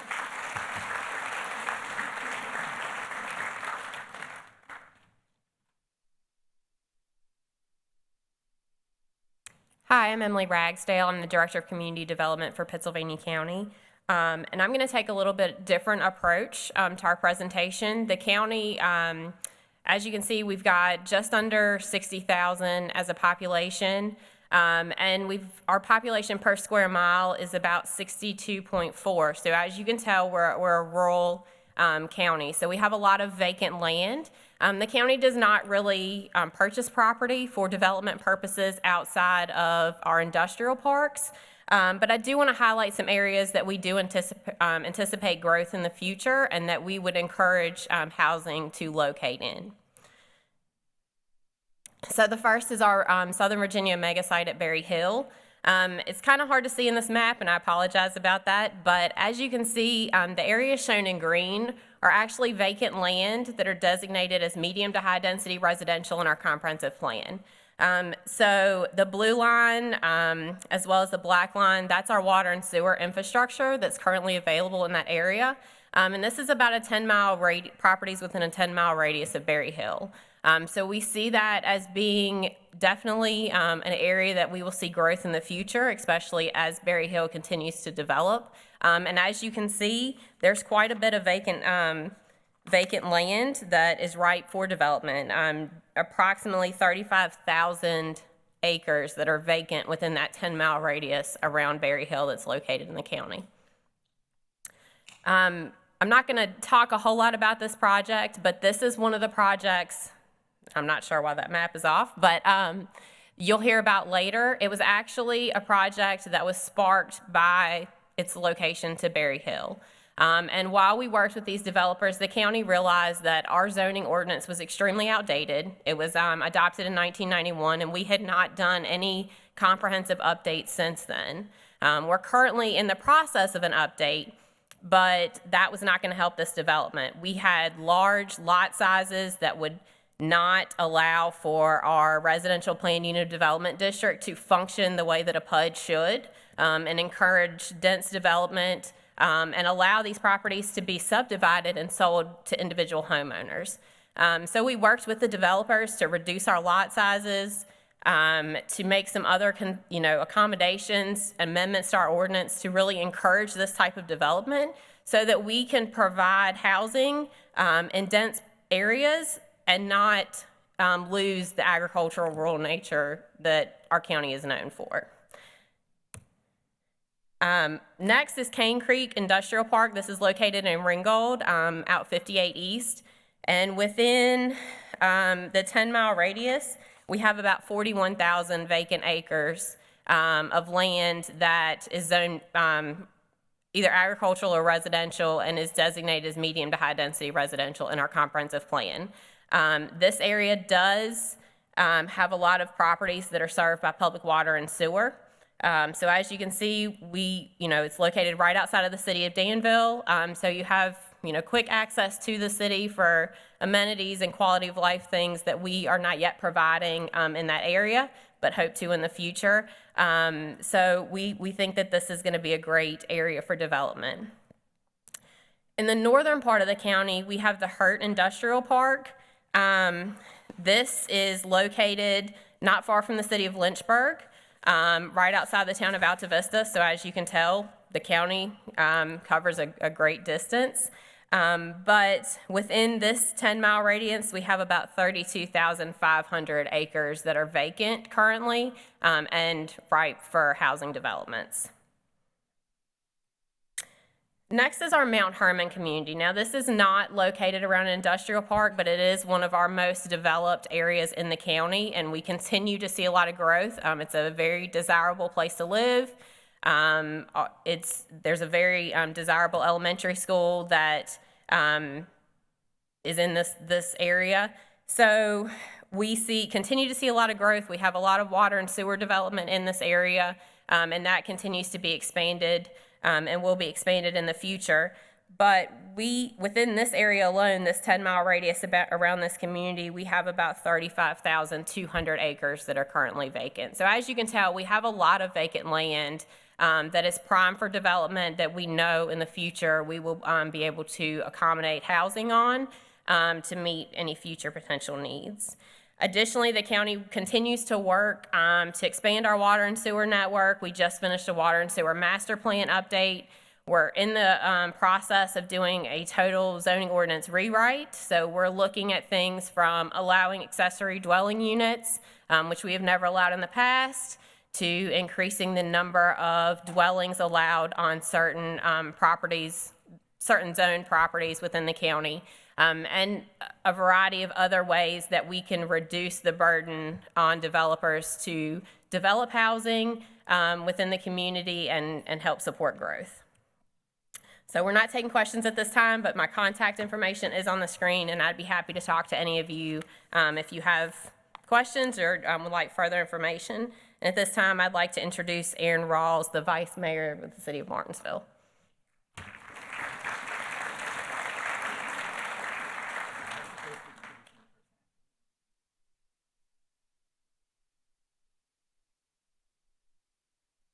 Good morning, friends. I think I have the distinction of being the only elected official up here. Yes, all right. So if you're wondering why there's a dim-witted politician up here, it's because every single person in Martinsville is new. So what I want to do is take a couple minutes to kind of introduce or reintroduce, as it were, to those who are familiar with Martinsville, our community. And one of the reasons that I've got this first slide up here, a vision slide, is because I truly think what we're doing here contributes to this. And this is a little bit more dense and profound than I think it looks on first glance. It's a bit of a singularity. As we operate within our community, talk to members of the community, talk to organizations, talk to businesses, observe what works in Martinsville, we see that people come to our city to live, to have a good life. And we were really focusing on that. As we build a vision, you know, they tend to start longer. It just seems like every single one of these starts with live to do something. And we realized it's really just about living simple, purposeful, enjoyable lives. So one of the key constituent elements of that for us is housing. Before I talk about some of our housing needs, I do want to talk about that progress in Martinsville, why we're kind of going through this reintroduction phase. Everyone is brand new, and this council, our city council, has adopted basically an ethos of ballers only. We are building a championship team. If we hire you, you've got to be able to dunk on the problem that we hire you for, or you can't play with us. And that's what Martinsville has got to do because, frankly, Martinsville's reasonably far behind the rest of our friends in our region. So we've hired a new city manager, Aretha Farrell Benavidez. She is here. She is fantastic. We swung for the fences when we went to hire for her. Mr. Keith Holland, who's our new community development director, is here. I highly recommend that you all Google them, go back, speak with them, see that they are every bit the professionals I'm making them out to be. We've reconstituted our IDA. I'm very sorry to say Martinsville's IDA had been defunct for probably about 2 decades. We built, if you're old like me, you may remember the old dream team, Shaquille O'Neal, Michael Jordan, Charles Barkley, all that stuff. That's what we were going for when we rebuilt our IDA, and we succeeded. We have absolute cream of the crop professionals in our Industrial Development Authority. We've adopted an intense focus on growth and development. I spent about 16 hours a day on that. That is not an exaggeration. People who are in Martinsville in the back will tell you that. We are hustling all the time to bring things here. And thankfully it's working, which we're going to talk about in a second. We figured out our role in this region. We've established a regional outlook. For too long, Martinsville was trying to be housing, commerce, and industry. Geographically, we're 11 square miles. I'm not saying we couldn't do modern industry, but the industry game is kind of past us. We need to figure out where we fit in with places like Patrick County, Pittsylvania County, Henry County, who do have lots of industrial options, who do have lots of land. How do we fit into this picture for Southern Virginia? And for us, it's really easy. That's why we mentioned that vision. This is a great place to live. Martinsville is a proper city. Martinsville has a really remarkable history. It was one of the most successful cities ever. It kind of sometimes perplexes me to look at the current state and wonder why people think we can't do that again. We've already done it. It's really not that challenging. People want to live here. We will focus on what we're good at, which is primarily housing, family living, being a good place to live, nice restaurants, fun things to do. So to prep us for realizing that vision, we've acquired control of some significant development opportunities. And because we've really not come to the table on this for the last 20 or so years, I'm only going to focus on the 3 most impactful that we can actually move on essentially right now. But as we meet some of you all and I hope to form some relationships with some of you all, I mean, whatever you do, I suspect there's something we can send you a digital packet for that you guys can start doing with us. So some notable context. And the way that we constructed this, and this has got a bit of my own personal flavor into it because I am part of this pool. I've invested a tremendous amount of money of my own.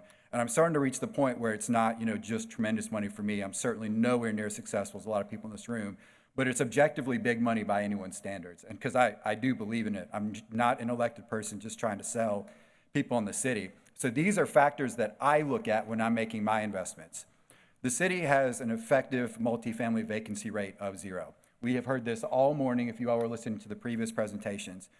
The phenomenon you all are seeing and that we're talking about trying to solve through policy problems, I hate to say in most cases, policy is not going to get you there when we're talking about there's nowhere to live, investors come in and buy up the apartment complexes, double the rent, which is truly what's happening in Martinsville. It's not a $300 increase, it's not a $400 increase, it's a doubling. It's because the supply is 0. This is a very classical economical problem. When you have 0 supply It's a cosmic force. You really can't even blame the investors who are coming in and doing this. Someone's going to do it. If you've got no supply, the demand's going to be very high. People are going to see that. They're going to come in and buy the properties and charge whatever they want because there's nowhere else for you to go. You're going to have to just pay the price. The way we solve that is by increasing supply, at least in Martinsville. So that's incredibly important context, is that the demand is tremendous in Martinsville, but it's tremendous across most of Southern Virginia, as we've heard. We have a depleted single-family housing stock, a 40-year low, about as far back as we can go on record. It probably goes significantly farther. So we've got tables 16 and 22, at least, where I've spotted some Martinsville realtors. You all feel free to go talk to them and see what they've gone through. Julian May has been a very integral part of our discussions in the city. He's probably moved on his own dozens, maybe 100 people from outside of Virginia to Martinsville. And his mom, I see back there, I think. No, she has owned a firm here for 40 years. She can tell you all what the history and what the current state in Martinsville looks like for single-family housing. We've got thousands of people moving to Southern Virginia, somewhat of a new frontier, right? We have more jobs than we have people. We have more people than we have homes. Historically, you've been like, well, we need the jobs to get the people. Well, we need the people right now. Our Economic Development Corporation in Martinsville, Henry County, is basically shopping somewhat muted options because we cannot supply the workforce. We really need to get the bodies into Martinsville. Like I said, we have an absolutely dire need for new housing options. And then again, for me as a council member, the sustainability of our city. Housing is success for us. It's property taxes, it's meals tax, it's sales tax. We own all of our own utilities. We own our ISP. Every single human body we get in Martinsville puts us one step closer to not just financial sustainability, but financial success. So I want to talk, this is a little bit of proofs in the pudding. I know that Martinsville has been somewhat of a slept-on market. A lot of that is our own fault. One of the projects I'm about to show you all, I've had 2 texts since I've been sitting in this chair from developers who want to know more about trying to get into that thing. Some of the current projects we've heard about that are actually in the planning phase that have come to council asking for incentives or financing stacks or things that we've already agreed to and that have been scheduled for, first shovel to go into the ground. We've got a $35 million lodging, tourism, and event project going to the heart of our uptown, a $10 million lodging project on Commonwealth Boulevard, which is kind of our commercial corridor, an $8 million housing redevelopment project in uptown, that's an adaptive reuse, a $3 to $5 million retail development project on Commonwealth Boulevard, and an absolutely, probably a dozen that I could rattle off right now, additional number of non-trivial development projects that, it could be $1 million, $2 million, $3 million, or it could be some others that are in different states of progress that I'm just not comfortable talking about right now. So getting into some of the projects that we want to shop the most, starting with the most impactful, and this is the one when we go and tour developers around Martinsville, the tour pretty much stops here. They want this is it. And coincidentally, or not, incidentally, we'll say, this is the thing that gets it done for Martinsville. This would put us back to being a city that I think we can be proud of, that can pay its bills, that we don't have to worry about, losing people, losing opportunity, and trying to make a budget work. We have and there's quite a lot of these in Martinsville. This one just happens to be the preeminent one. We have a massive industrial complex right smack in the middle of the city where everything started that we want to redevelop. It's a 450,000 plus square foot brick building. I have been in it. It's in fantastic shape. Of course, we qualify for historic tax credits. It has a tremendous amount of land that abuts it. So the facility itself sits on about 11 or 12 acres, and there's additional land around it. It's got about 700 feet of frontage along Market Street, which is one of our primary corridors. It connects our commercial corridor. When I say that it's minutes from our commercial corridor, it's more like 60 seconds, 90 seconds. It's very close.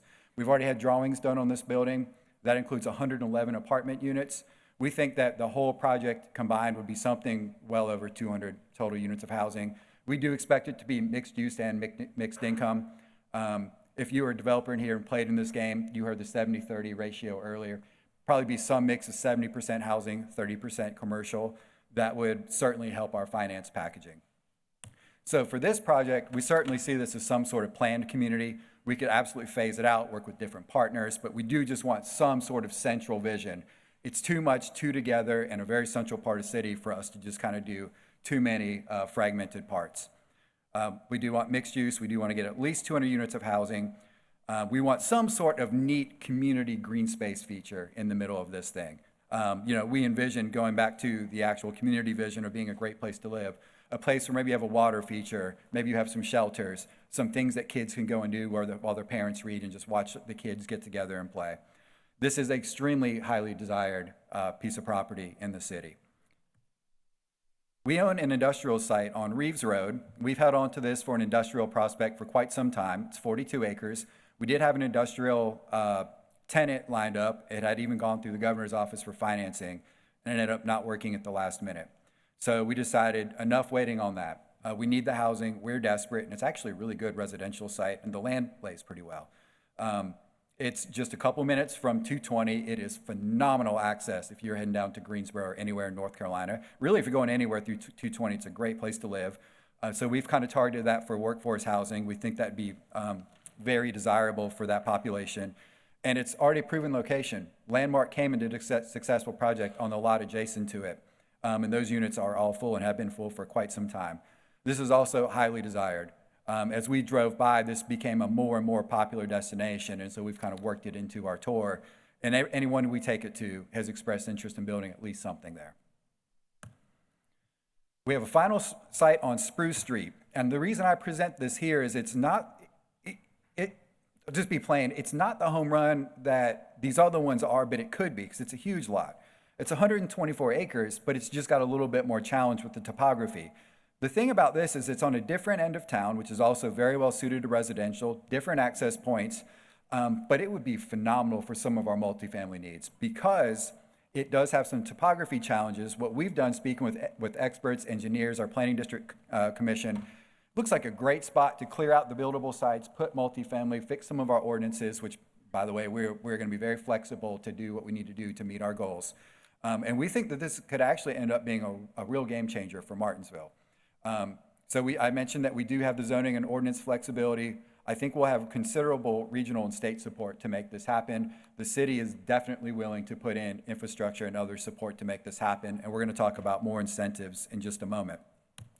So those are the top three kind of standalone sites that we've got. We also have a significant need for rehabilitation. Our Planning District Commission put together a study, basically suggested if we could rehabilitate current housing stock, we could satisfy a lot of our housing needs. Well, we've been on that path for quite some time, and anyone in other localities who have been through this, you all probably know this. That's easier said than done. In Martinsville, a lot of these places are vacant, abandoned. The heirs don't even know that they own them, and in a lot of cases, there are about 26 heirs, and that's actual literal case that we're working on right now. Then by the time you actually get ownership of these properties, you got to find the contractors and all of that. So rehabilitation, we do have a lot of properties. We're just not putting all of our eggs in that basket. This is the thing that we're going to work in parallel with some of our other sites. But if you are at all interested in taking chunks of properties, and we have both lots and actual standing properties, that you would like to say, okay, this is enticing to me if you can give me, say, 4 properties or 10 properties, we'd love to have those conversations. We've got, I think, 100, well, I know we have hundreds, plural, of vacant, abandoned properties throughout the city that we and partners are going to work at acquiring. We have dozens of properties in our land bank that we have done nothing with. I think that those can be had for anyone who presents us with a good plan. And we do have opportunities for contractors through our Virginia Acquire, Renovate, Sell program. So we will do a lot of the legwork, a lot of the acquisition, even a lot of the funding help, if you can just bring your talents here to help us bring some of our housing stock back. So our incentives, this is legit. Whatever it takes, whatever we need to do to get this done is what we're going to do. I am just going to say, if you ask us to put in, 20% of the total project, we might need to talk about, being a partner or owner or something. So a lot of these you all will have seen. These won't be surprising to you. These are pretty common. We'll donate property if we own it in some cases, if the deal is right. Loans and bonds. We've been getting a lot of questions about bonds. We have a phenomenal bond rating. We do not have a lot of debt as a city. Tax abatements, tax exemptions, utility rebates, certificate of occupancy bonuses, administrative fee waivers, permitting and all that, infrastructure support, utility connections, whatever it takes. When we get down, sit and talk, if you all can, respect us and can present somewhat of an open book approach and say, look, here are the numbers we need to make this thing make sense, we'll sit down and chances are good we can work with you, even if we have to do some very creative things. So a few parting thoughts for you all, anyone who might be interested in working in the city. I don't believe we have a single patio home. We have discovered through our own analysis that those things are wildly popular all around us. So we'd love to see a couple of patio home developments. We've also noticed, just talking to people who are moving to Martinsville, we do have the distinction of working with some people who they're one of the first stops when new folks move into the city. We've got people from, I think so far, every state but Hawaii who have moved into Martinsville in the last couple of years. They do not want big homes anymore. They don't want lawns. They want something they just want to live their lives. Again, aligning to that very first slide that I showed, living a simple, good, purposeful life, not spending all their time on things that are frankly not fun. So far, and for the last 3, 4, 5 years, anything that's priced at $250,000 or less and is in reasonable shape is gone off the market in a couple of days. We've got bidding wars. We've got things going off the market before it even hits the market. You know, a realtor has a relationship with someone and they know what they're looking for and they get a whisper about a property and they go to that person who's been waiting in line for 6 months and say, hey, I got something coming up that I think is for you. We're seeing this in Martinsville. Martinsville has not seen this probably in, 30, 40, 50 years. 3-bed, 2-bath, and 2-bed, 2-bath properties are very high demand right now. That's probably common throughout. Ownership opportunities are important to us. So I know I've mentioned some multifamily. We desperately do need multifamily. But one of the value props for Martinsville is it's affordable, particularly for young people who've really started moving back to Martinsville. They have been priced out of markets like Denver, Phoenix, et cetera. So they're going to look for a place where they can actually go buy their first home. Mixed use and mixed income opportunities are desirable for us. And we do have housing and finance studies available upon request. So if you want to, do the diligence yourselves and not just rely on me, I certainly welcome you to do that. You are welcome to contact me anytime. My contact info is in this presentation. We also have our city manager and our community development director in the back. They will, as they get on board more, definitely be the primary contact, so you don't have to deal with dummies like me.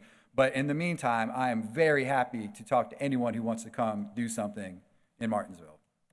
Thank you all. Oh, I can do this. And because it already has the name up here, I have the honor of presenting Mr. Patrick B. Cooper of Patrick County, Virginia.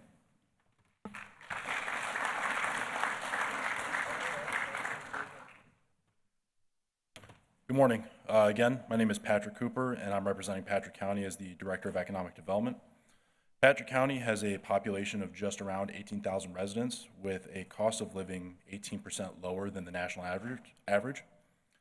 Patrick County is located 60 miles or less from 4 major interstates, I-74, I-77, I-81, and I-40. We are located 2.5 hours or less from 7 domestic and international airports. We are currently undergoing an expansion of about an 8-mile section of 58 up through Meadows of Dan on Route 58 from a 2-lane to a 4-lane highway. Appalachian Power is currently investing roughly $240 million in electrical upgrades throughout the county. Patrick County boasts one of the state's highest ranked public school systems with a very robust education and training pipeline through many disciplines from K through 12. We are home to Patrick and Henry Community College satellite site with a Fab Lab and mechatronics facility. We have several major employers in the area, including Ten Oaks for hardwood flooring, Maxess for roll forming dies, Worley Machine Enterprises, a precision machine shop, Insight Textiles for textiles, and Capewell for aircraft belts and harnesses. We are roughly 60 minutes west of Danville, 90 minutes south of Roanoke, 80 minutes north of Greensboro, North Carolina, and 75 minutes north of Winston-Salem, North Carolina. We are home to the prestigious Primland Resort in Meadows of Dan, and we also boast several tourist attractions, including Mabry's Mill, Lover's Leap, Bob White Covered Bridge, Jacks Creek Covered Bridge, Fairystone State Park, a portion of the Crooked Road, Reynolds Homestead, the Wood Brothers Race Shop and Museum, just to name a few. And we also have direct access to the Blue Ridge Parkway.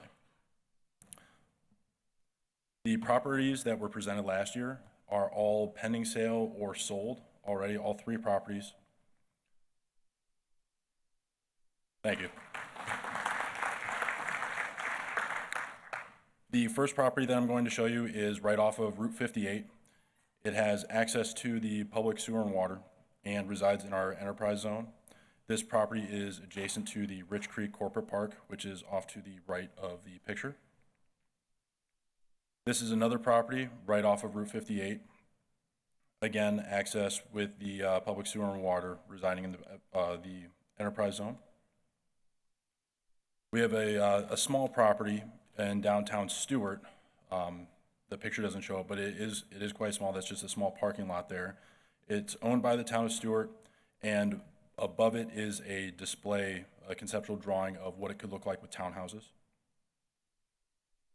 The Landmark Drive property is privately owned and resides within the enterprise zone and the town of Stewart limits. Again, access to public sewer and water, and it is located near our Landmark Center.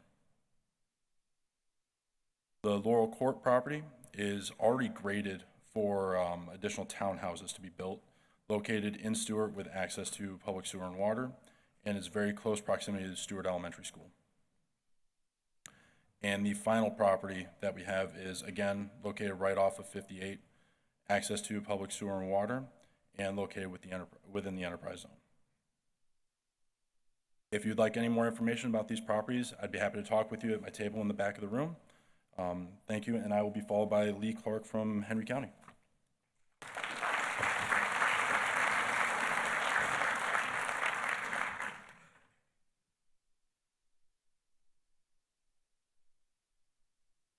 Hello, my name is Lee Clark. I'm the Director of Planning, Zoning, and Building Inspections for Henry County. And some things that we're going to start with are our area data, a little bit about Henry County, some of our success stories, and then upcoming opportunities. First of all, just about our area data. One thing that I'd like to stress about Martinsville, Henry County, I consider us all one population, is that with some recent economic development announcements, we anticipate a growth in the 30 to 50 age group.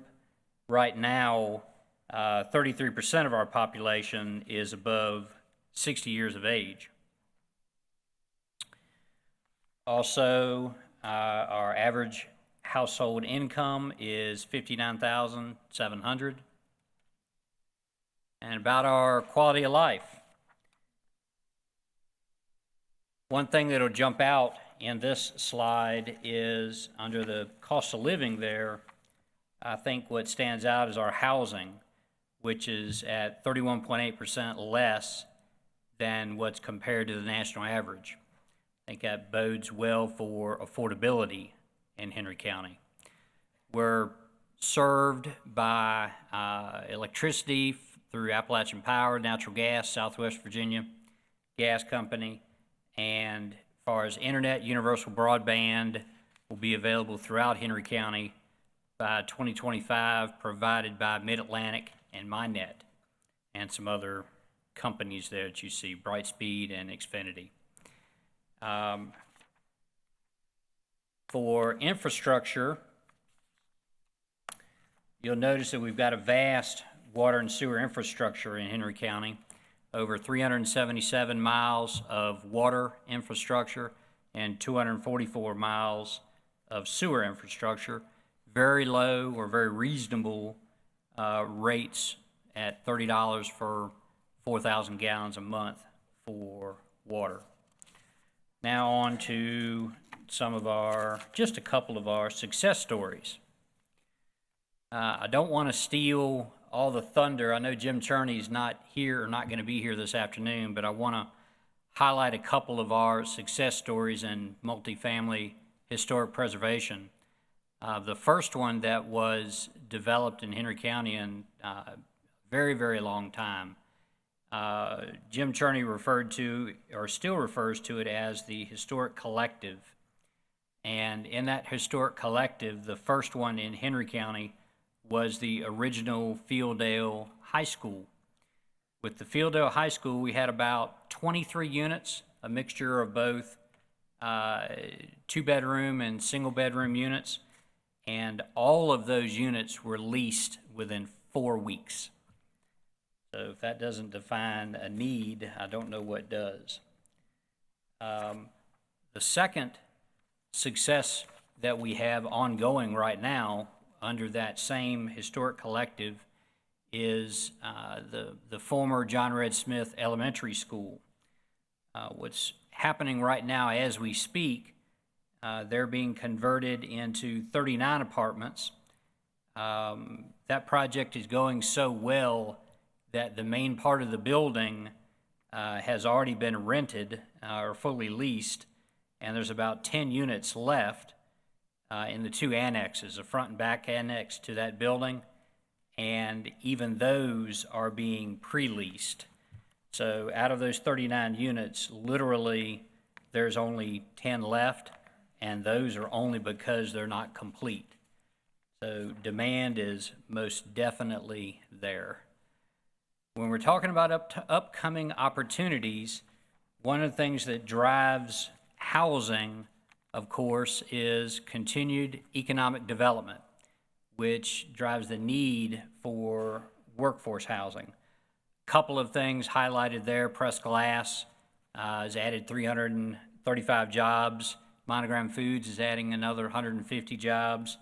The natural growth of Eastman, Crown & Cork, Howmet Aerospace, and others. So from an economic development standpoint, Henry County is doing very, very well. Since this is a housing conference, let's talk housing a little bit. This is the project that we would like to highlight. We'd like to highlight it as an affordable housing project for single-family dwellings. The county is not one to own properties and try to develop them. This is a little bit unique situation in that the county stepped in and we own them now through blight removal.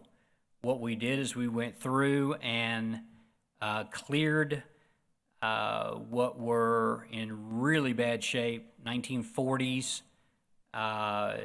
duplexes, and what we're planning on doing is making them available to any developer that can show us that they can produce affordable housing on these units.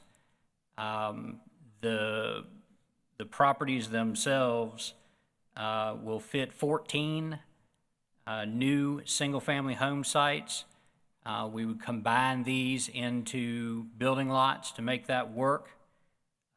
All of the properties are served by all of the utilities, water, sewer, and by the way, we've committed $6 million. We have committed $6 million to the rehab of the entire sewer system in that area. The electricity, of course, is provided, cable, natural gas, all of the infrastructure that would be needed to make these very desirable lots. They were pre-graded, obviously, since they were developed on already. Henry County owns these through that blight program that we locally administered and have acquired these properties. We'll make them available to whoever can provide what we're looking for, and we'll make that deal work. In that area, you've got just a handful, more than a handful, of the business entities that are in the immediate area of that site, more than enough for a very stable residential development that serves that part of the community.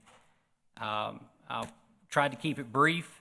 Anyone who has questions about this project or anything else about Henry County, we have a booth in the back, and we'd be glad to answer any of your questions, provide you any information. Thank you.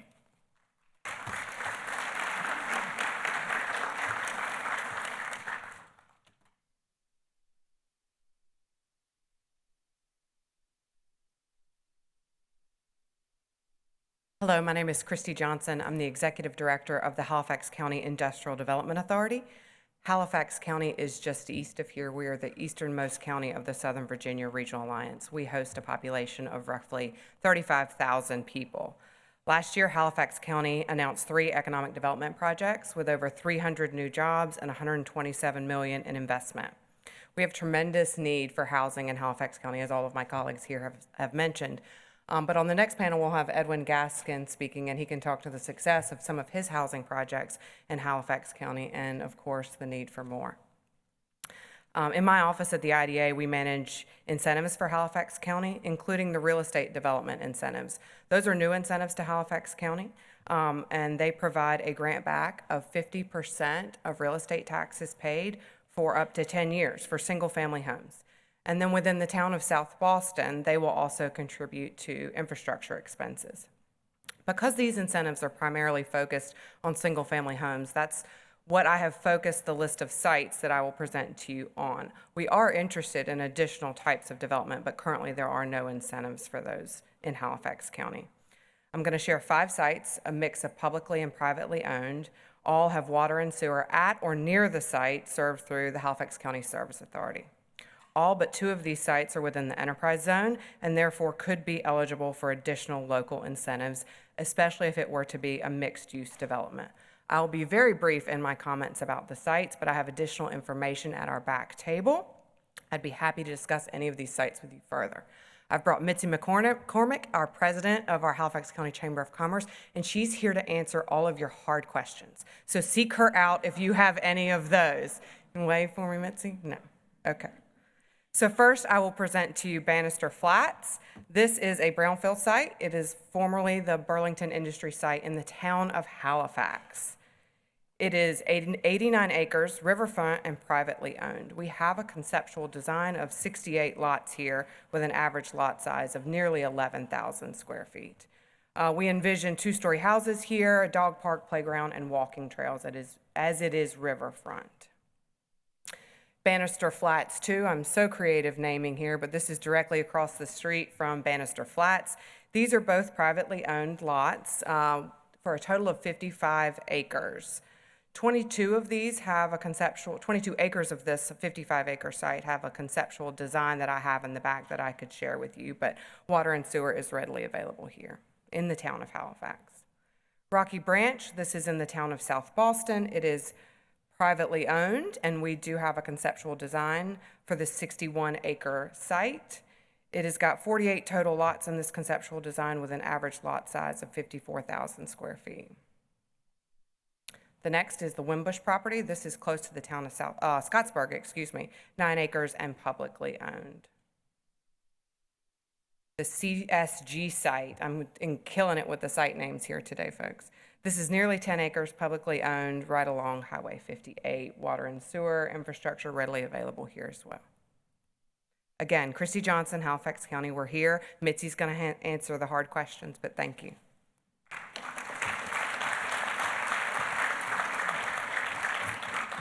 At this time, we have around 7 to 10 minutes for any questions from the audience for any of our locality representatives. Are there any questions about the sites or any of the programs mentioned during this segment? We can run a microphone back to you.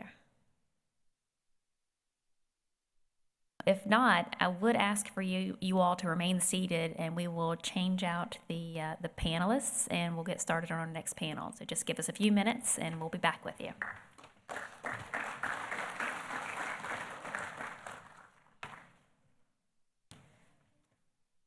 If I can have DeWitt House, Edwin Gaskin, Rory Dowling, and Tom Gallagher come to the stage, please.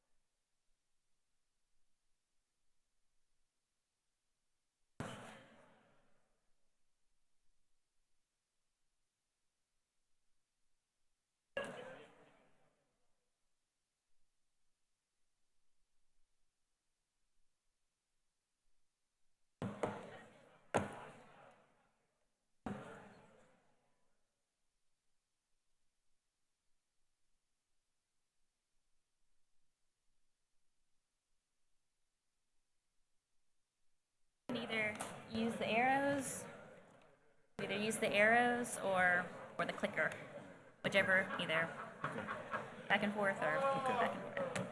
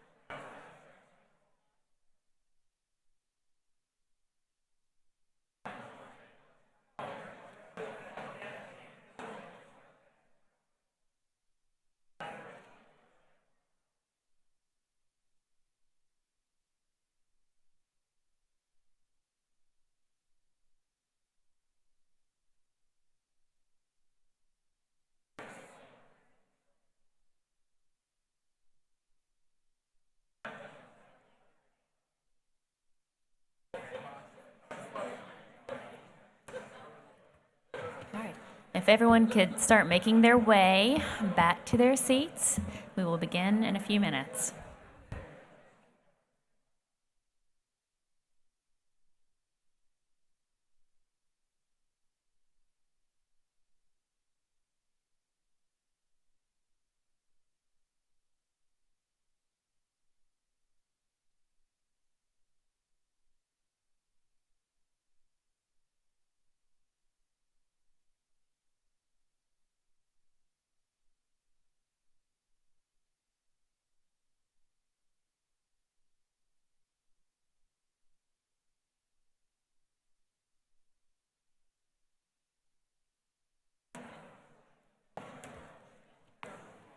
All right, before we begin the next segment, I'd like to take just one brief moment, and they may not like for me to do this, but there are very special people at table 31 who have played a major role in planning and implementing this program today.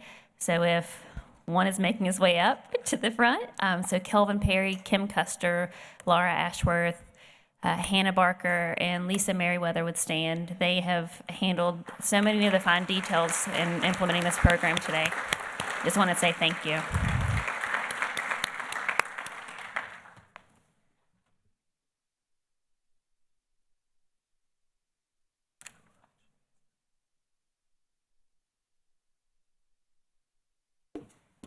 All right, so the past panel shared opportunities within the Southern Virginia region, and this current panel will share with you their successes in developing housing options, both single family and multifamily, throughout Southern Virginia. We're thrilled to have panelists representing every community from Patrick County to Halifax County to share development projects that have taken place, either construction that has taken place over the past several years or that is under planning since our last housing summit. I'm thrilled to be joined by DeWitt House, who will share projects within Martinsville and Henry County, Edwin Gaskin to share a few of his projects from Halifax County, Rory Dowling to talk about upcoming projects within the city of Danville, and Tom Gallagher to share upcoming projects within Pittsylvania County, and they will go in that order.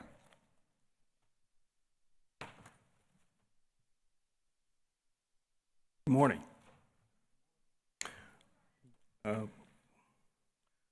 Start out with Henry County is in Martinsville. Nothing new in terms of the challenges that face us as far as housing. We lack the same things in terms of lack of new construction, an outdated housing stock, and we also are in basic need of workforce as well as affordable housing. And with the 5 Points project, is really driven by partnerships. As you can see, the number of partners that are involved here, Virginia Housing, which provided a grant for innovative housing grant to help us with the site prep work as well as some down payment assistance.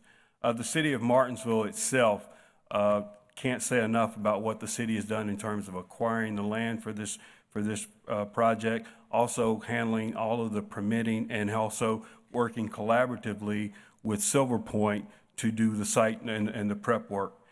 Nationwide served as our builder and did the construction of these homes.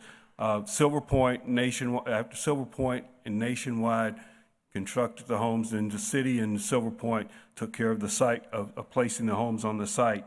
Now, the other roles that individuals play, our United Way was an integral part in terms of trying to gather individuals who were interested in purchasing homes as well, and taking the applications and feeding those to Virginia Housing. USDA also provided some assistance in terms of financing options for various different individuals. But one of the things that we've learned very early in this process was that timing is everything. And that was, we started this project pre-pandemic, and the cost went up after about approximately 20%. And so, that has been a real challenge for us to overcome. One of the things that we did was we were at the Federal Reserve conference this spring in Roanoke, and one of the sessions was on housing.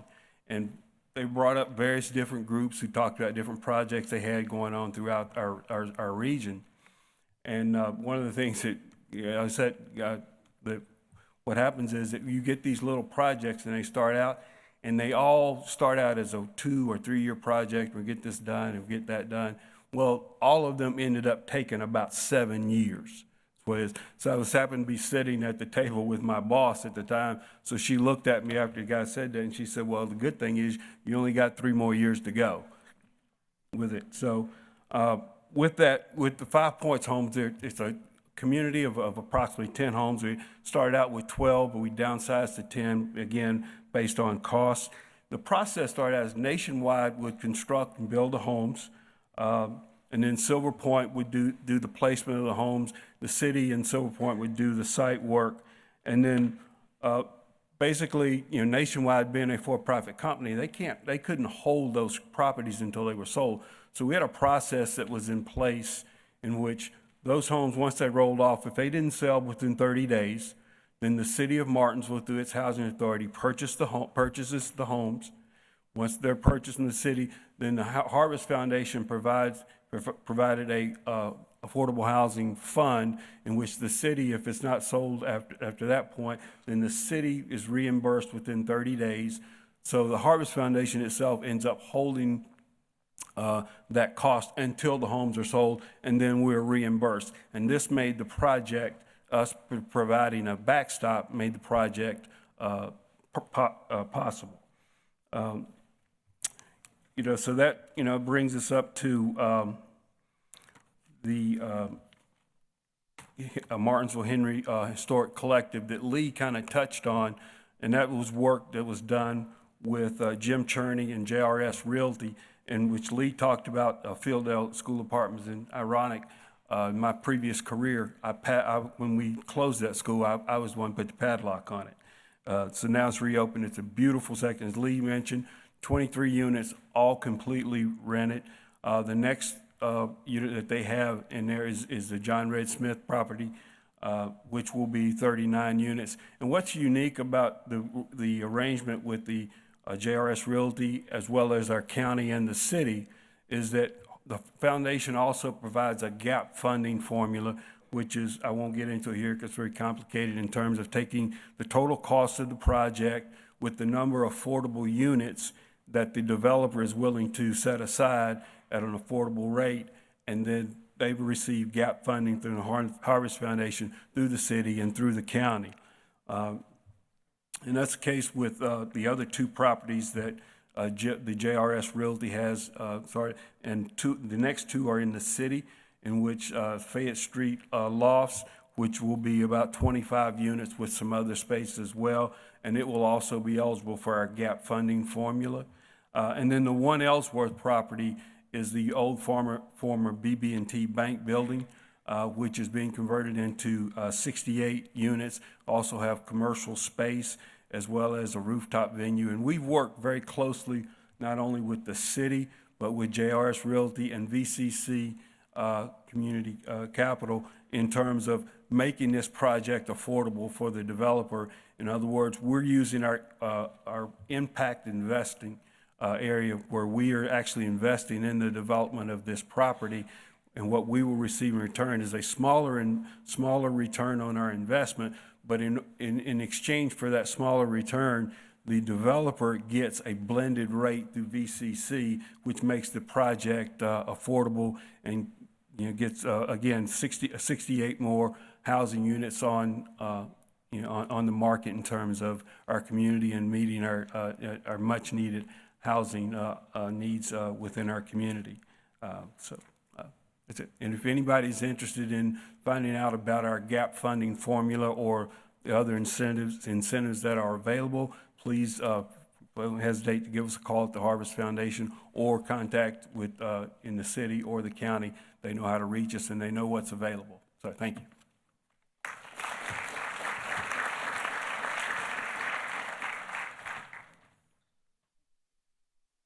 Morning, everyone.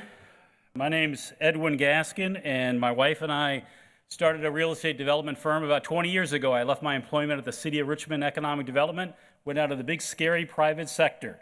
I may be the only developer here today that's invested in all of the regional localities, with the exception of Patrick County. Sorry, Patrick Cooper, wherever you are, but we should make that right. We have focused largely on historic rehab. We do some new construction, but we focus specifically on meaningful developments, comprehensive developments. And probably the most important thing you could hear from my lips today is that we are owner developers. We're in it for the long term. We strive to be good neighbors. Why do we do what we do? Motivation is important. We like to reinvigorate neighborhoods. Our motto is blight to bright. You know, how can we take something that's derelict and dilapidated and then turn it into something that everybody can be proud of? You could check out our website, echelonresourcesinc.com. We got all of our projects there. This is a map of where we are and what we've done. I want to point out a couple of dots on this map before I get to Halifax County. You'll see the star from Martinsville, and I'm proud to see on the lower right is my project on their poster. We did that investment when unemployment in Martinsville was in the low teens. So we were an early investor. They're having a great chapter now, and I love the whatever it takes philosophy. So we're a proud investor. I own that building still, and we were there when crickets were chirping, and we look forward to a bright future there. The star for Hopewell, we delivered that in 2009. Some of you are old enough to remember that was a scary time in commercial real estate. Our one in Cape Charles on the Eastern Shore, our zoning approval from the town got contested all the way to the Virginia Supreme Court. We stuck with that project. We stick with projects where there is aggressive local leadership. I got to tell you, there are a lot of charming places in Virginia and North Carolina. A lot of those places have wonderful derelict historic buildings that I would love to rehab. The special sauce, the defining factor of where we invest, comes down to you all. Are you leaders? Are you aggressive? Are you progressive? Are you willing to get on the other side of the conference table with us and solve problems? That's where we choose to invest, because we note that that's where we see the other parties investing. I'll give you an example. Recently, you see a dot up there in Woodstock, Virginia, the Shenandoah Valley. Very small project, 17, 19 units, I don't even recall. We almost passed it by, but then the mayor made an impassioned case about what they had done in their downtown, the streetscaping, the festivals, the placemaking that they were investing in. We left that meeting convinced that that's where we should invest. That's a lot of words. We do a lot of these things well, and what we don't do well, we hire people that do well. We're a very deliberately small company, and we focus on 2 or 3 projects a year. Is anybody here not familiar with the historic tax credit? Okay, if you aren't, get there. That can represent, properly managed, up to 30% of your capital stack. If it's not properly managed, you could go off to prison like some people have done. But thus far, we'll all avoid that. So I want to talk about Halifax Lofts. This is a 30 units. Actually, it's going to be a 37-unit project here in a few days. Old elementary school. I actually found this building by accident. I left a Pittsylvania County Board of Supervisors meeting so upset one night. It was somewhat of a contentious building. I missed my turn, and I ended up completely lost. And I drove by this building around midnight and took a picture of it and found the town manager the next day. That was in 2009. 2015, we started the project, and during that time, the town actually expanded their historic district to make this building available for historic tax credits. The town also facilitated introduction to the county leadership, who, in turn, came in favor and came around to it. It was very contentious in terms of there was a group in the community that wanted to derail it. We overcame that, but because of that contention, the town manager in South Boston introduced himself to me at a brewery opening in Petersburg, and he said, "Are you the guy that's causing all that trouble in Halifax?" And I said, "Yes, I am, sir," with my pizza and drink. And he said, "We want you to cause that kind of trouble in South Boston." So we did another project there. One of the things that was interesting about this project is we had no comps. Nobody had really pulled an apartment building permit in the town of Halifax for decades, and the housing stock that was there was pretty dilapidated. So we had no idea whether or not there was a market there. We ended up reaching out via the then mayor, Christy Johnson, to the employers and structured deals, preferred housing agreements, and we filled that sucker up very quickly. In fact, we created our own comps. Oh, this is a school, built-in cabinetry, historic rehab, so you have the chalkboards, wonderful floors, high ceilings. That South Boston town manager right next door, who introduced himself at that brewery opening, said, "Have we got a deal for you? This is a 135,000 square foot building in South Boston, which is a very big building in a very small place." He said, "We can do this together." And literally over a piece of pizza and a drink, we structured what we were going to do together. When I want an example of a progressive, aggressive local leader, I reference Tom Robb, the current and soon-to-be retired South Boston town manager. Wonderful fellow, yeah, he deserves a round of applause. So, in that brewery opening event, we structured that deal. They leaned in and through their IDA floated bonds, created the financing for this project. It was to be a 3-phase, 15-year build-out that we ended up doing all 3 phases in 5. The whole thing took off like a rocket. So there were some eyebrows arched in the region when they provided the financing for this project, but we have long since refined them out to the capital markets. So the town's been all paid back. We're in normal bank financing at this point, and the project has exceeded all expectations. Again, a very big project in a small market, okay? A market with a robust employment structure, lots of comps to pull from, but again, it was a heavy lift. We couldn't get lenders interested. So if that sort of matches some of your circumstances, think creatively. What can you do to help share the risk with the developer? The people sitting up here represent several $100 million worth of investments around Virginia and North Carolina. We're looking for places to invest, to bring that talent to. What are you bringing? Are you facilitating zoning? Are you waiving permits? Are you bringing utilities to the table? Or, in an extreme case like South Boston did, are you actually providing the financing? Now, they sold this building to me for $1, happily. The EDA there had bought it 15 years prior for $700,000. You can do that math. So somebody took a loss to put this back into the redevelopment pipeline. We invested at about $10 million, and the thing's probably worth $17 million now. Here's the pre-construction condition. Post-construction condition turned out wonderfully, fully leased. We actually have 11,000 square feet of light industrial leased to the state in the Southern Virginia Higher Education Center, about 30,000 square feet of self-storage, and 71 apartments. This is the little deal in Woodstock. Culpeper, we did an old power plant that was contaminated. Suffolk, Virginia, Wilson, North Carolina, and of course, I'll end on Henry Uptown in Martinsville. Any questions? We'll talk to you later.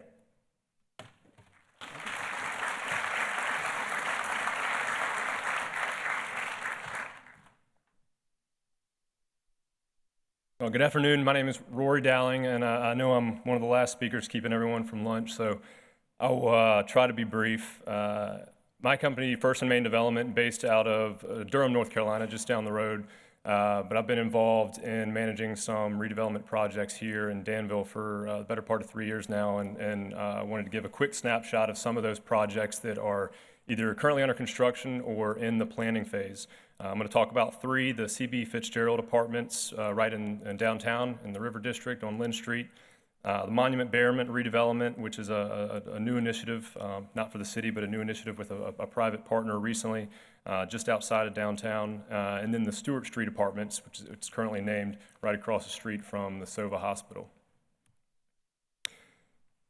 So the Fitzgerald Apartments represents an $8 million adaptive reuse of the historic Coin-Ops building right on Lynn Street in the River District. This is a building that was originally built in 1883, so very old, but great bones, one of the most iconic buildings in downtown. And this is an initiative that was originally led by Dr. Mark Herman. This was his vision many years ago and is getting very close to the finish line. This project represents 22 high-end apartments, 21 one-bedrooms, so the majority are smaller units, 1 bedroom with 1 2-bedroom apartment.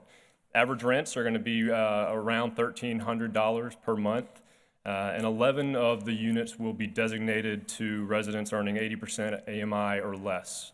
So this is a proper affordable project, providing much-needed affordable units in the River District.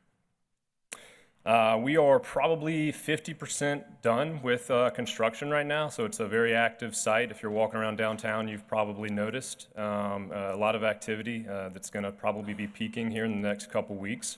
We hope to deliver these units in the April 1st time range.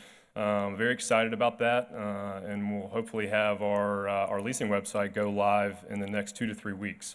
So very excited to begin pre-leasing these units and expect them to be very well received in a market that is obviously in need of additional housing. And I also wanted to mention also that this project will be managed, and likely all the projects I'm talking about today will be managed by Riverfront Real Estate. Joy Ford and her team in downtown have done an incredible job working with us on the front end, and we're about to begin the pre-leasing activities for this project. The Monument Bearment redevelopment is a project that's been the focus of the city for close to 12 years now. This was an effort led by the city where they started acquiring some of the properties in that area and wanted to find the right development partner to initiate some housing units in that area mixed with some affordable options as well. They put out an RFP out in December of 2022, and earlier this year they selected CCKW, which is a partnership between the Walden family of Riverside Roof Truss here in Danville and Peaks View Construction out of Lynchburg.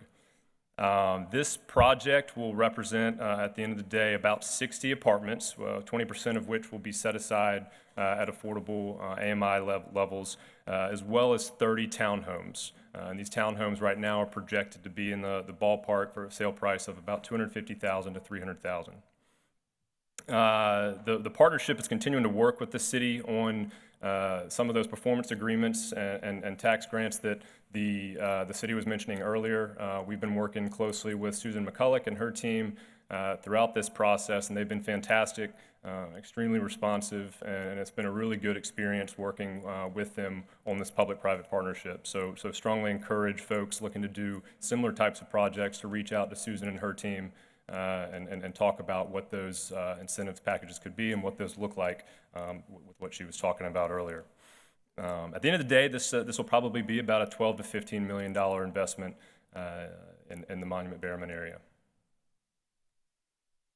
And finally, I wanted to touch on another project that is in the pre-development stage, the Stewart Street apartment complex. Called Stewart Street right now. It'll likely go through a name change once we get closer to opening and marketing. But this is a large one. This is close to 190 units right in sort of the mid-city area, right across Central Boulevard from the hospital.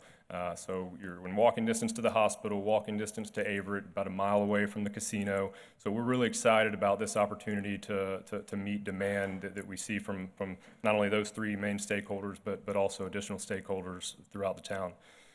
This will be a mix of 1, 2, and 3 bedroom units spread across 10 three-story buildings, including a clubhouse with a pool, dog park, and other amenities that you would expect from these types of developments.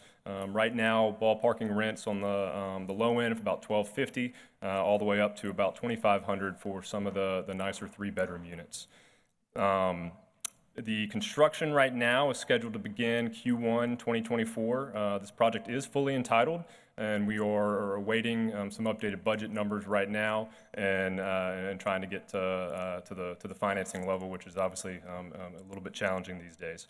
But at the end of the day, we expect this to be roughly about a $45 million investment right in the heart of Danville. With that, turn it over to the last speaker before lunch.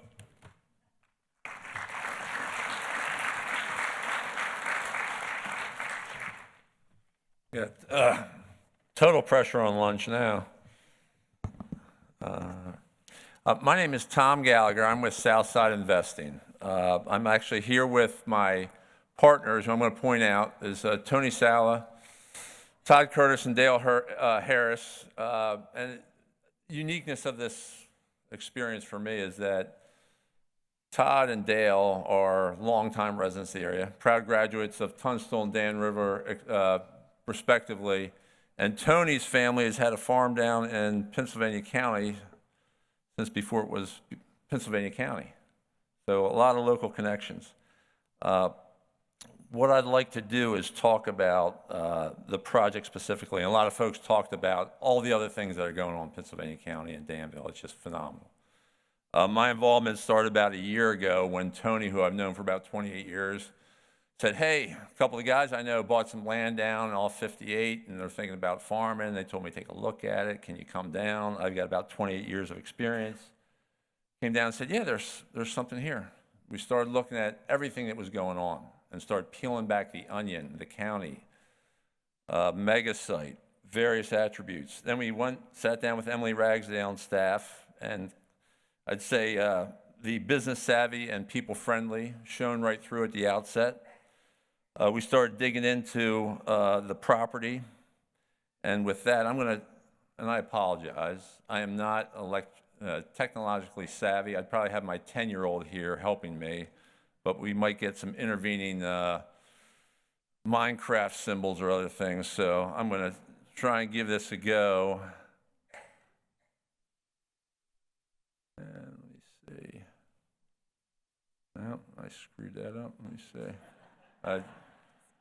Step in here for you. Oh, you're getting there. I'm getting there. There we go. All right. And this will run, and I may add in as we go.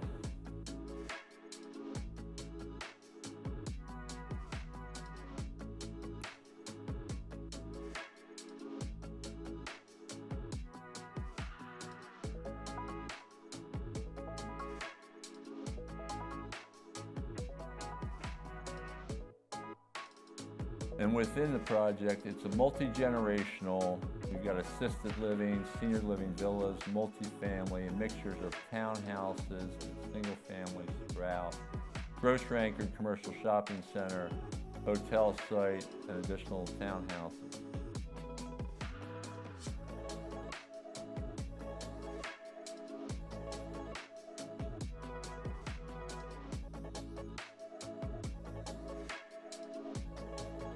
As we looked at the property, and some of the key things that became very apparent were proximity. Emily mentioned earlier that the real catalyst was the proximity to the mega site. We're about halfway between Danville and Martinsville on a 4-lane divided highway with infrastructure in close proximity to the mega site. Danville with so many things going on.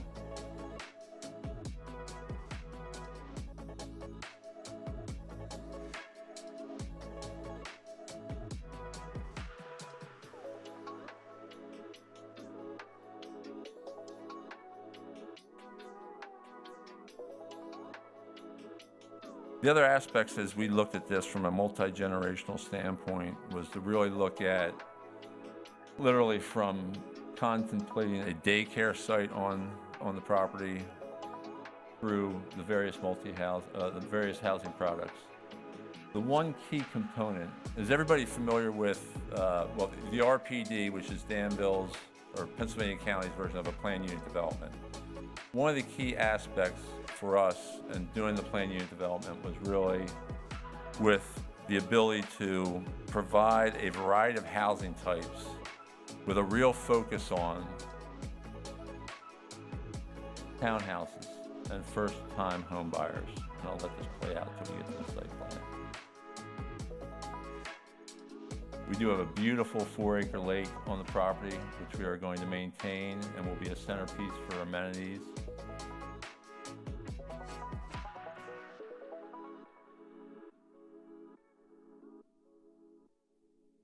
So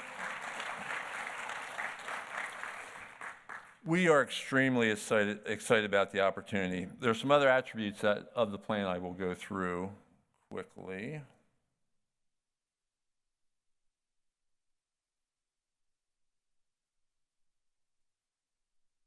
Semi-competent. Or as I mentioned, townhouses. And one of the key attributes, one of the biggest challenges, obviously, housing. And not only housing, but affordable housing, and affordable housing for first-time home buyers. And right now, from what my experience, talking to various builders, it's the challenge to meet that without doing townhouses is really a big problem. So, which is why we incorporated a mix of different products. Townhouses for first-time home buyers, larger townhouses for people who want to move up, and then 3 different varieties of single-family houses so that as people move into the community, they can continue to grow. The other parts of our plan that are integral are the commercial elements, and they do a couple things. They provide on-site services for residents that move within the community. They also will provide amenities and services for folks in the region. Talked about the daycare center here. This is assisted living. One of the biggest things, and this may be something that we expand upon further, but this is the kind of slab on grade, senior living, fully kind of amenitized, maintenance, everything taken care of. So somebody can come in, move in, have their own home, but not have to worry about the lawns, shrubbery, maintenance, trash, etc. One of the other attributes, and it's funny because early on, where's Elizabeth where? I'm going to point Elizabeth out.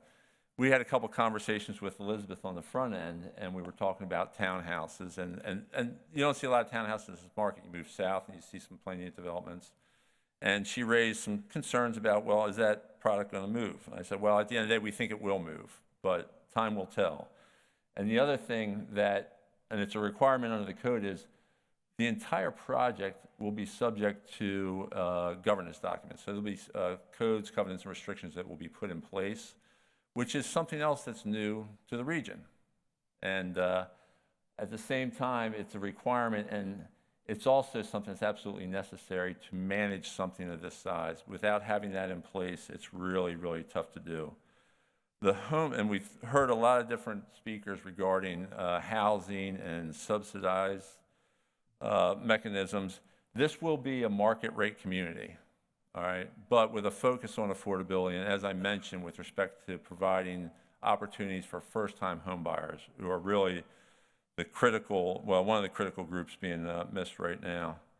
The other attribute of plan unit developments, and as strange as this may sound, I expect, this is the first one, I expect there will be some more in Pennsylvania County. When, where, I don't know, but one of the inherent benefits of doing a plan unit development, which is wholly consistent with one of the goals for the county, is to preserve agricultural land and open space. By doing a plan unit development, you do concentrate more density in a specific area, but because you can meet the housing requirements in a denser area, it allows for the maintenance of more agricultural and open space. So it's a key component of a plan unit development. Next steps for us, we're on the front end with rezone. We've got a great partner with Dewberry. And over the next 12 to 18 months, from a timing standpoint, we will be going through the permit process. We're underway with a traffic impact analysis right now. That's going to be playing out over the next probably 10 months as we do the studies and we interact with VDOT, who will exercise a large degree of control in how we build out. We've had meetings with and will continue to be working with Public Works with respect to water and sewer.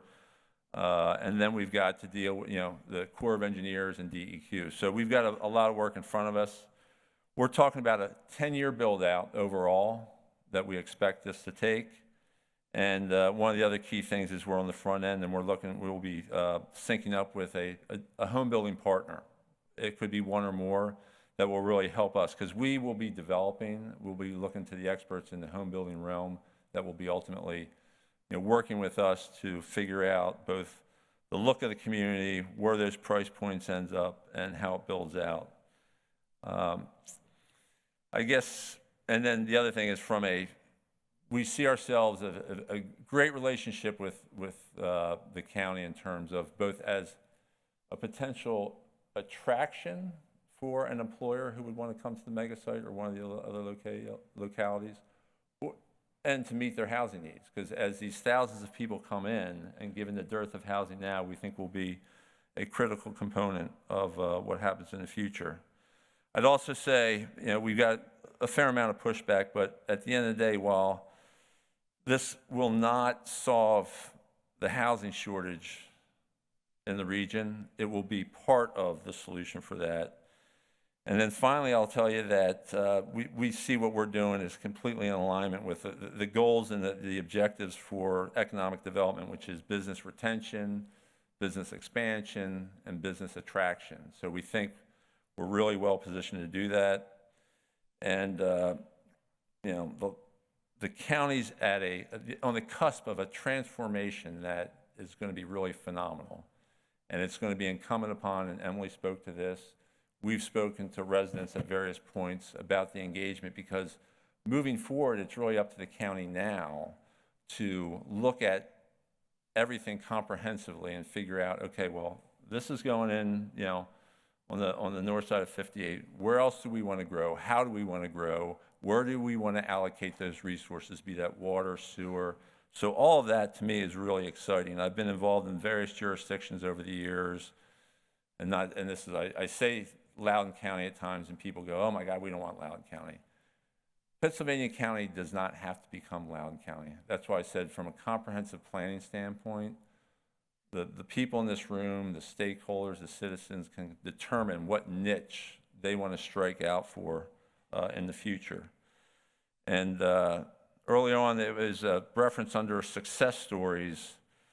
I would say one of my biggest success story will be when I see some of the folks who are not as hot to see us move forward with development shopping in the shopping center, and I can see them in the aisle and say hello. So with that, happy to answer any questions, and we'll get everybody to lunch. Thank you.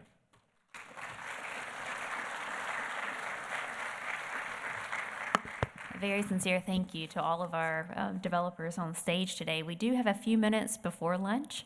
If you have any questions for the developers, I see there's one right here.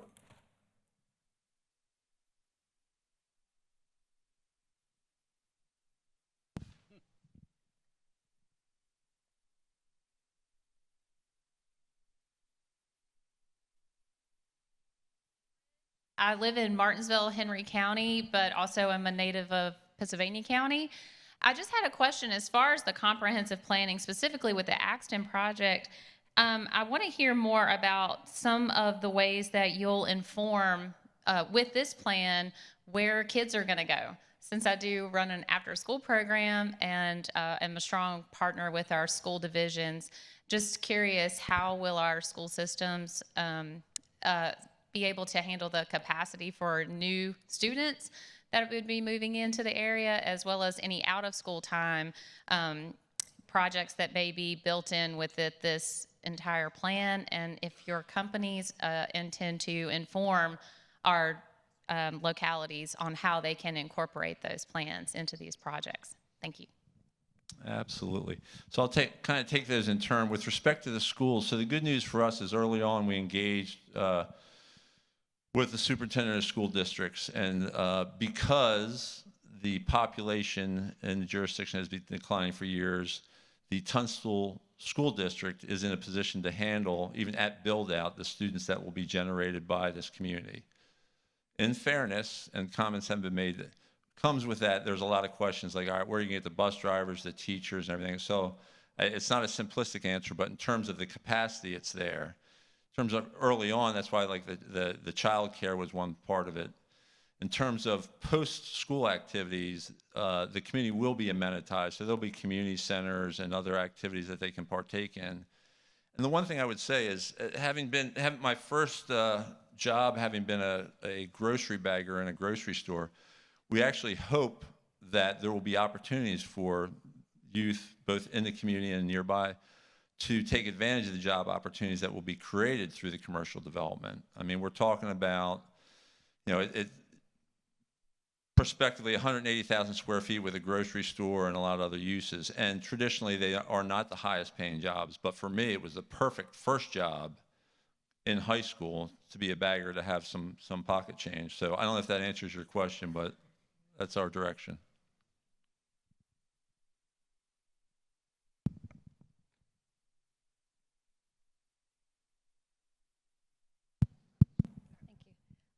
Good afternoon. I am Kim. I'm Baldridge. I'm from the Danville, Pennsylvania County Habitat for Humanity. First off, in regards to the Axton project, thank you, because I live in that community and I'd love to have a grocery store, so I'm excited about that part. But in all honesty, going back to what she mentioned about Boys and Girls Club, obviously Habitat for Humanity comes every year. We like to be here. We're building a community in the city limits now, over off of 29 North, headed toward Chatham. And I've spoken to Emily before in the past, we have no county property. And as large as Pennsylvania County is, there's a lot of need for those that would fall under our category of the target population that we assist. So just kind of thinking long-term on this, Do you feel like you would ever be interested in assisting, or some habitat communities have mixed use, or just if that would ever be a possibility so we could get some help into the county? Right, well, I guess I put that in two different buckets. One would be doing something like physical plant on site. That is challenging, but you know, we did accommodate. We are dedicating 2 acres to the county for emergency services. More importantly, I do see, and we have done in our other communities, both in terms of working with the homeowners association to make some of the facilities available for special events, even if it's bringing in outside groups to hold different events there. And more critically, with the economic development, being able to contribute, you know, financially towards causes that are consistent with the goals for the county, and especially with Habitat for Humanity.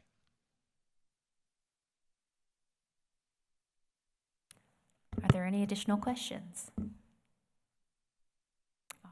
Yes.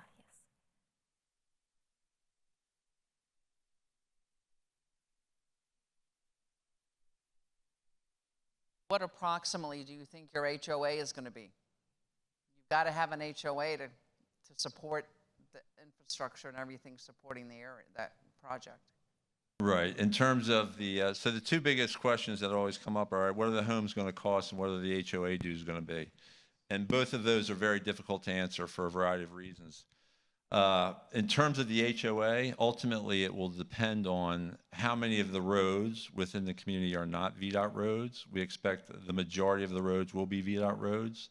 Those that are not will be long-term. They'll be constructed to VDOT standards, but long-term they'll fall under the maintenance of the HOA. So that would be one attribute. The other variable is, what is the amenity package look like? Not so much in terms of the ball fields or other passive or active green areas that we put in, but more towards pools, clubhouses, gyms, all of the types of operations that are expensive to run long-term. And I will tell you, it's a balancing act, because on the front end, from a marketing standpoint, you like to really load up the amenity package in terms of attracting as a marketing tool. However, you have to be very careful, because at the end of the day, everything does get turned over to the residents. So you don't want to go so heavy on the amenities that long-term it is a fiscal burden for them to keep it up. So we don't know exactly where, but it will be determined primarily by the more intensive amenities that are located on site, if that makes sense.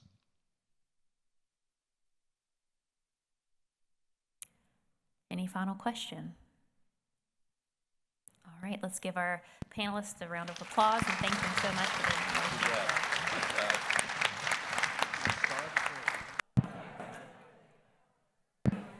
Well, I hope everyone continues to enjoy your lunch. We are going to move ahead with the program, but please continue to enjoy your lunch. I am Brian Bradner with Dewberry, and it is certainly our privilege to serve as one of the sponsors for this great event. As I was reflecting on this event, I couldn't help but think of our founder, Sid Dewberry. Mr. Dewberry grew up in Pittsylvania County, and he founded our firm to support residential land development. And now, over almost 70 years later, we have grown into a national multidisciplinary architectural and engineering design firm with over 2,400 professionals in 60-plus locations. One of those here in Southside, Virginia, in Danville, a community that we are very proud to have been a part of now for almost 45 years. To be able to see the level of excitement in this room, the level of interaction, the level of cooperation is truly, truly special. This region, as you've seen from the presentation so far today, and certainly as we'll see throughout the rest of the program, you just see how much excitement is happening here in this region. And so certainly from all of Dewberry, we thank you all for being here today. Thank you, Corey and team, for a wonderful event. And it is my privilege to introduce our keynote speaker today. So Elizabeth Pollen is the director of the Virginia Housing Commission, a role she has served as director of for nearly 20 years. The commission is now an independent state commission. Previously, it was under the Division of Legislative Services. Prior to her employment with the Division of Legislative Services, she was the executive director of a community development corporation, a lobbyist, legal researcher for the Virginia Senate, and a staff member for the clerk of the Virginia House of Delegates. Elizabeth was awarded a Bachelor of Arts degree from Mary Baldwin College in Political Science and Art, and a Juris Doctor from the University of Richmond School of Law. In her spare time, she enjoys photography, traveling, and serving on the Council of Virginia Museum of Fine Arts. So please join me in welcoming our keynote speaker, Elizabeth Pollen.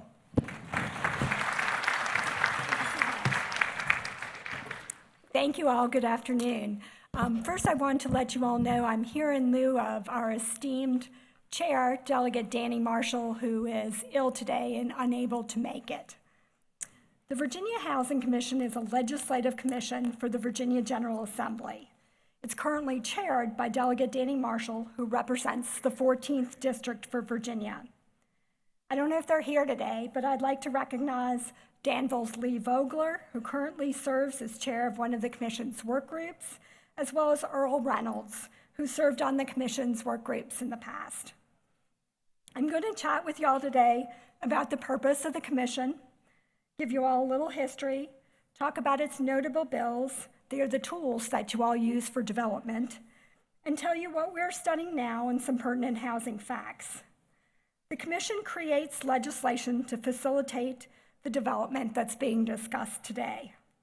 Some of you may be familiar with the organizational structure of the Virginia General Assembly, and others not so much. So I'm going to give you all a briefing on the Virginia General Assembly and how the Virginia Housing Commission fits into the equation. The Virginia General Assembly is the legislative body for our Commonwealth. The General Assembly is a bicameral body, meaning two entities, consisting of the Virginia House of Delegates and the Senate of Virginia. The House of Delegates is presided over by the Speaker of the House, while the Senate is presided over by the Lieutenant Governor of Virginia. The General Assembly convenes each year on the second Wednesday in January. We're a part-time legislature. In even-numbered years, the session is held for 60 days, and in odd-numbered years, the session is held for 30 days, although it's nearly always extended to 45 days. The governor may call a special session as needed and frequently does so for special bills and budget issues. The special session may begin immediately after the regular session or other times throughout the year. During the legislative session, bills are heard first in committees. There are 14 House committees and 11 Senate committees. If a bill gets passed by a committee, the bill is then voted on in each individual chamber, the House and the Senate. Halfway through the legislative session, we call it crossover, the bills that have been voted on in their original chambers may be heard by the opposing chamber. If those bills are then passed by each of the houses, they are signed by the governor into law. The majority of the bills assigned to the commission are bills that were referred to the commission during the legislative session by committees. The House General Laws Committee and the County, Cities, Town Committees are the most frequent senders of bills to be studied from the House. The Senate General Laws Committee and Local Government Committee are the most likely to send bills to the commission from the Senate. The Courts Committees, Money Committees, Commerce and Labor Committee, and Agricultural Committee have sent bills to the commission in past years as well.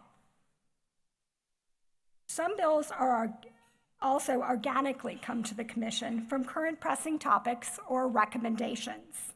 For example, Lee Vogler brought land banking, an issue that was studied and then legislation passed on, and land banking was created. It's now used in Danville, and as we heard earlier this morning, in Martinsville. Together, the Virginia Housing Commission works with the legislative branch to find legislative solutions to housing issues within the Commonwealth. Current members of the commission include legislators Delegate Danny Marshall, Delegate David Bulova, Delegate Carrie Coiner, Delegate Buddy Fowler, Delegate Brianna Sewell, Senator Mamie Locke, Senator George Barker, and Senator Gonzalo Hashmi.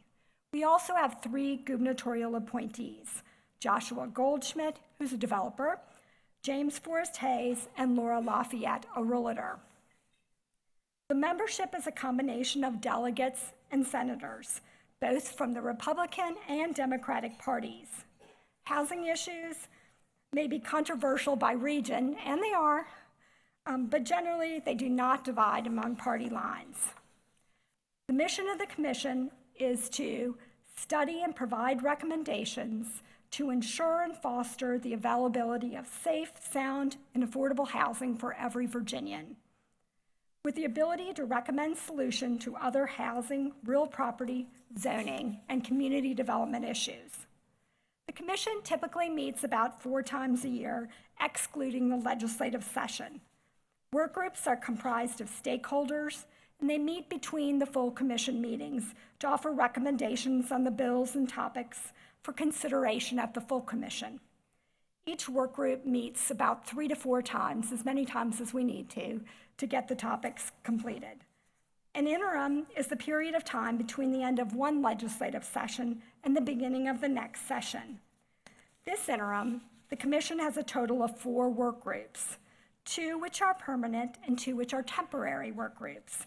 The permanent work groups are, and these names are so long, y'all, the Local Land Use and Community Living Work Group, chaired by Delegate Bulova, the Landlord Tenant Law, Real Estate Law, and Affordable Housing Solutions Work Group, yes, that's a mouthful, chaired by Delegate Coiner. And we have 2 temporary work groups, one that touches directly on what we're talking about today, the Real Property, Community Development, and Best Land Use Practices Work Group, which is chaired by Delegate Danny Marshall. The Short-Term Rental Work Group is co-chaired by Laura Lafayette and Danville's Lee Vogler. The commission reaches conclusions on all legislation currently under study, which I'll go over in just a moment. At the last meeting of the interim, which is commonly held in December, this year it will be December 19th at 10 a.m. It'll be in the new General Assembly building, and I urge all of you to attend. At this meeting, the commission members vote on proposed legislation to be endorsed by the commission.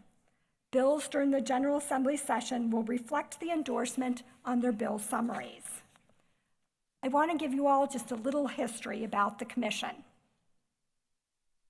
The Virginia Housing Commission was established by the Virginia General Assembly in 1970. It was called the Virginia Housing Study Commission.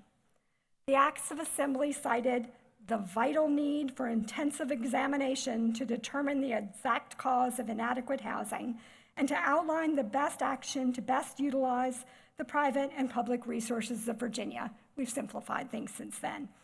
That was the reason to create the Housing Study Commission. The commission's mandate was to study and report its recommendations on the ways and means best designed to utilize existing resources and to develop facilities that will provide the Commonwealth's growing population with adequate housing. Well, as you know, as we've discussed over and over again, we still don't have an adequate supply of housing. The Virginia Housing Study Commission initially consisted of 9 members, of which the chair and 3 members were appointed by the governor. 3 members were appointed by the president of the Senate, and 3 members appointed by the Speaker of the House. Within the first 20 years of the Virginia Housing Commission's tenure, the commission established such entities as the Virginia Department of Housing and Community Development, the Virginia Housing Development Authority, Virginia Housing Foundation, which is now the Virginia Development Corporation, and the Virginia Housing Partnership Fund, now incorporated into the Virginia General Fund budget. The commission was vital to the passage of the Uniform Statewide Building Code. I'm sure you all are very familiar with that as well. The Virginia Residential Landlord and Tenant Act, the Virginia Mobile Home Lot Rental Act, the Virginia Condominium Act, which you all heard about is now going to be a new thing at the new development, is going to be an HOA, and other milestone legislation. Other important recommendations passed by the General Assembly include an increase in state funds for housing programs from $400,000 to $47.5 million, and the creation of a state low-income housing tax credit. Also, flexible zoning technique authorization, nonprofit housing organizations exempted from personal property tax on building materials, requiring localities to study affordable housing for inclusion in their comprehensive plans. I usually get a boo there. And establishing the Virginia Manufactured Housing Licensing and Transaction Recovery Fund. In 2004, the Virginia Housing Study Commission became known as its current name, the Virginia Housing Commission. The commission also became a legislative commission instead of being housed in the executive branch. The Acts of Assembly made further changes of the commission, including the 3 Senate members will now be appointed by the Senate Rules Committee, and every 2 years, the commission will elect a chair and a vice chair. The governor appoints 3 non-legislative members to the commission. In 2021, the Virginia Housing Commission became an independent state commission, with me remaining as its director. During my tenure at the commission has aided in the passage of legislation on a variety of topics. Within the last 20 years, past Virginia Housing Commission bills addressed a variety of topics, including eminent domain, derelict structures, Chinese drywall, land banks, and evictions. Then and now, those on both sides of an issue address the commission, and legislation is created that's a consensus from the group. Some notable legislation includes a series of eviction legislation that was passed in 2019. One was on written leases. It required the landlord to offer a written rental agreement containing the terms governing the rental of a dwelling unit and setting forth the terms and conditions of the landlord-tenant relationship. If a landlord does not provide a written rental agreement, several default provisions apply to the lease. In rural areas of Virginia, there used to be a lot of people who did not have written leases. They just had a verbal lease between the landlord and tenant. We also passed 2 other bills that further amended the lease section.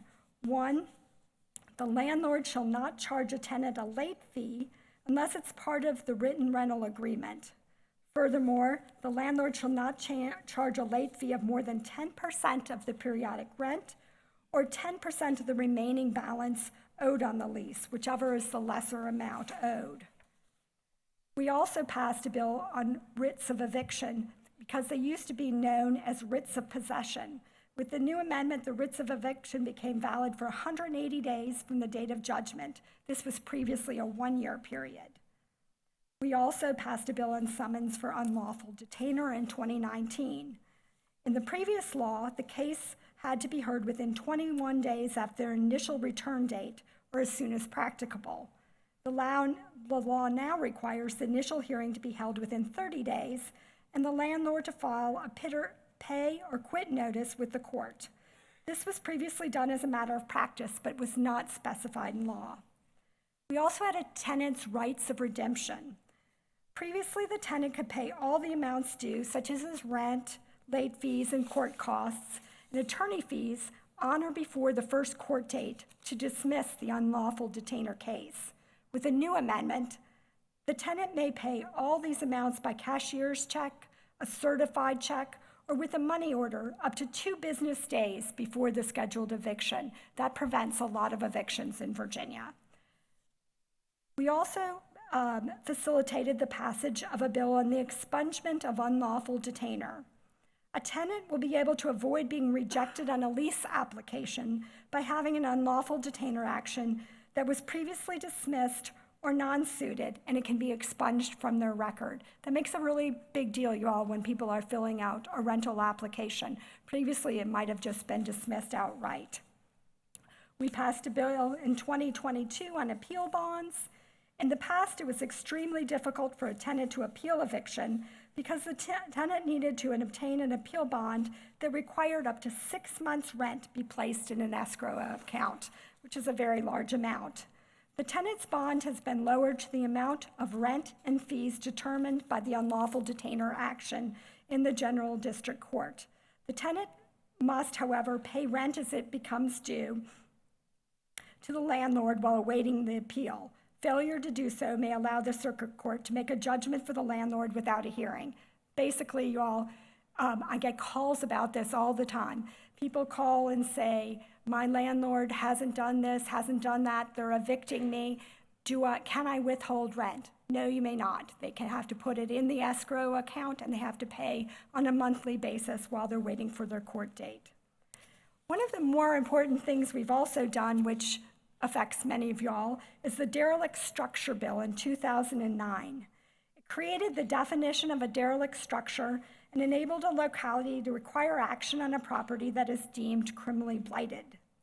It basically offered a carrot instead of a stick approach for a locality to encourage either the demolition of a building or the expedition of permits by the locality to rehab it.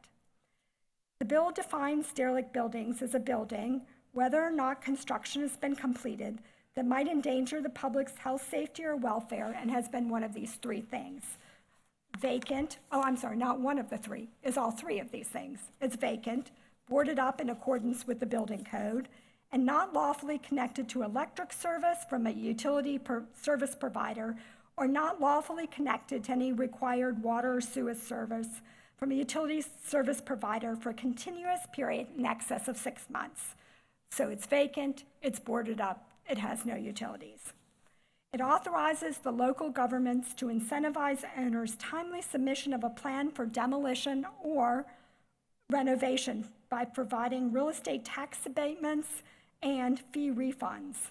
It also simplifies the tax lien enforcement and blight provisions and encourages actions on derelict buildings by adjusting timeframes.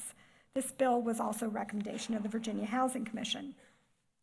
In 2016, the Virginia General Assembly passed the Land Bank Entities Act. This authorized localities to form a land bank either by creating a local government authority, forming a nonprofit corporation, or selecting an existing nonprofit. Currently, there are at least 6 operating in the Commonwealth, 2 that we heard about today, and about 170 that are operating nationwide. Land banks provide pathways for communities to return vacant properties to use. We created a bill that may be of interest to developers in the crowd to solve issues a few years back, and that was on Chinese drywall. Do y'all remember Chinese drywall? In 2011, the Commission aided in passage of bills that mandate disclosure of Chinese drywall to buyers, as long as the seller and landlord is aware of its existence. Okay, enough on the history. Currently, Virginia Housing Commission has 19 pieces of legislation, proposed legislation, to discuss. Each bill or proposed bill has been assigned to a work group for deeper study and to form a compromise among membership to create a bill that will succeed in becoming law.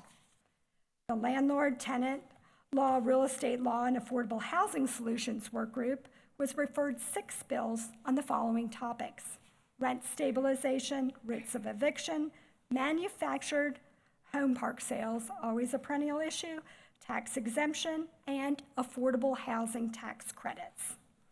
The local land use and community living work groups had 8 bills and topics referred to it, including local zoning ordinances, vacant building registration, community revitalization fund, your favorite and mine, accessory dwelling units, and foreclosures of common interest communities. We also had a couple bills on EV chargers. The Real Property Community Development and Best Land Use Practices work group, that's Danny Marshall's group, was tasked with 3 bills on affordable and workforce housing, IDAs, industrial development authorities, and zoning for housing production. The short-term rental work group had 2 bills on short-term rental units before the group. They were the same bill, one from the House and one from the Senate. The Virginia Housing Commission committees have met and discussed the topics and bills assigned to them by the chair. One such topic is a proposed bill creating an income tax credit for the preservation of housing. It provides dual tax incentives for certain single-family homeowners who voluntarily agree, 1, to restrict their property, 2, that the size of the property must remain between 1,200 and 2,500 above grade square feet. This is enforced through donated easement rights, such as done with a conservation easement. A perennial issue that the Commission appears to have reached a conclusion on this interim is on vacant buildings registration. This topic was brought to the Commission by a locality through their police department because the police wanted a list of properties where people should not be living in order to root out drug houses, more or less. The bill referred during this interim permits any city and certain towns to require by ordinance the owner of any building which has been vacant for at least 12 months, that's a year, and which meets the definition of a derelict building that we talked about earlier, 6 months without utilities, vacant, which meets the definition of criminal blight, or in which a locality has determined a person is living without the authority of the owner, and the owners need to register such building annually. We discussed that bill in conjunction with another bill that allowed an increase in vacant building registration fees and a civil penalty. That bill increased the maximum amount of annual registration fees in cities and certain towns that can be imposed on any owner of a building. Once again, that's been vacant for 12 months, meets the definition of a derelict building, and they raised the fees from $100 to $500 and increased civil penalties from $200 to $500 for the first violation and $2,000 for any subsequent violations. It goes on and on. The work group was not inclined to raise the fee and wants to allow the localities at their discretion to allow vacant buildings to be registered. Another bill in work group concerns foreclosures of common interest communities and a foreclosure remedy. It prohibits a common interest community association from conducting a foreclosure sale on a lien for unpaid assessments totaling less than $5,000, excluding interest and attorney fees. Current law does not place a limit on the amount of assessments that must be unpaid, which means literally, folks, you could have a $25 assessment that was unpaid. This needs to be done before a common interest community association may conduct a foreclosure sale on a lien for such unpaid assessments. The bill also limits interest charged on such unpaid assessments to the annual rate of 6% and prohibits any bill to enforce a lien from being entertained upon such property if the assessments are less than $5,000, a pretty reasonable amount. Current law prohibits any bill to enforce a lien from being entertained if such real estate is the judgment debtor's primary residence unless the judgment exceeds $25,000. We looked at a bill in the Uniform Building Code concerning multifamily residential housing construction projects and electrical vehicle charging and infrastructure standards. It requires the Board of Housing and Community Development to promulgate regulations for electric vehicle charging infrastructure standards for multifamily residential housing construction projects consisting of more than 25 residential units. The bill also requires the boards to promulgate such regulations by January 1 of 2024. And it applies to all new multifamily residential housing construction projects. It is unlikely to move forward this year. It's one of those bills that will come back to committee and need some more work. Each of the bills being discussed are listed in a bill matrix and is on the Commission's website. Our website is vhc.virginia.gov. In order to make the best decisions on bills, the Commission stays abreast of current housing trends and topics. We share them with Commission members. For example, the Commission looks at the statistics for Southside Virginia. Here are some of the following statistics you may find interesting. and they contribute to creating the best legislation for the Commission to put forward. The data essentially reinforces that although housing in Southside Virginia is less expensive than other places in the Commonwealth, the costs are going up dramatically. Housing construction is in demand, and the need for it is particularly acute in this area. The statistics are a bit wordy, but I think you'll all find them interesting. The median home price in many Southside localities are rising at a faster rate than in Virginia overall, typically by at least 10%. Examples: the median home sale prices month to month from July to August in the following localities. Danville was $170,000. That's a 28.8% increase. Martinsville, $131,600, a 46.2% increase. And Petersburg, $187,000. That's a 13.3% increase.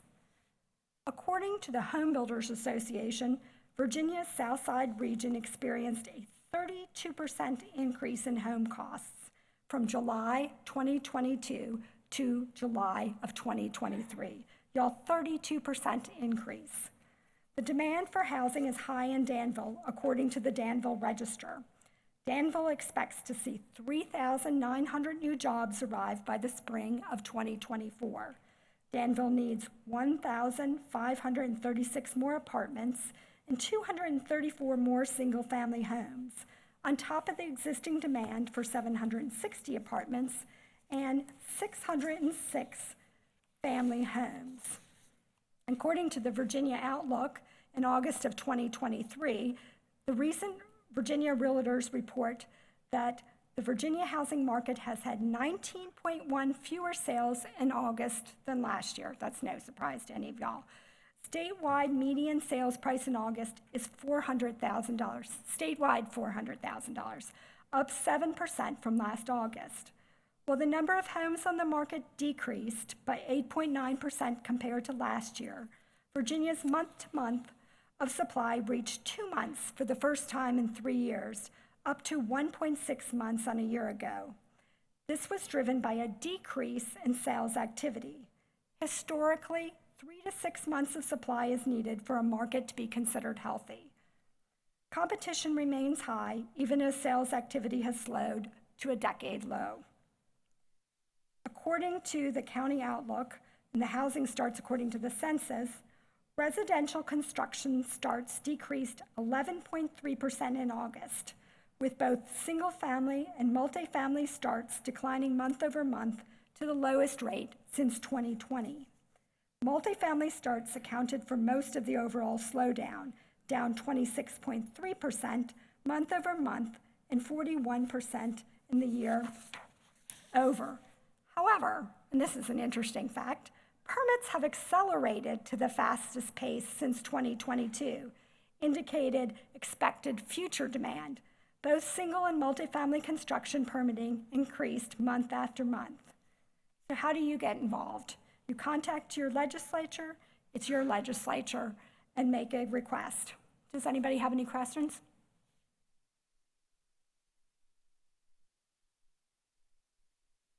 Yep. Thank you very much.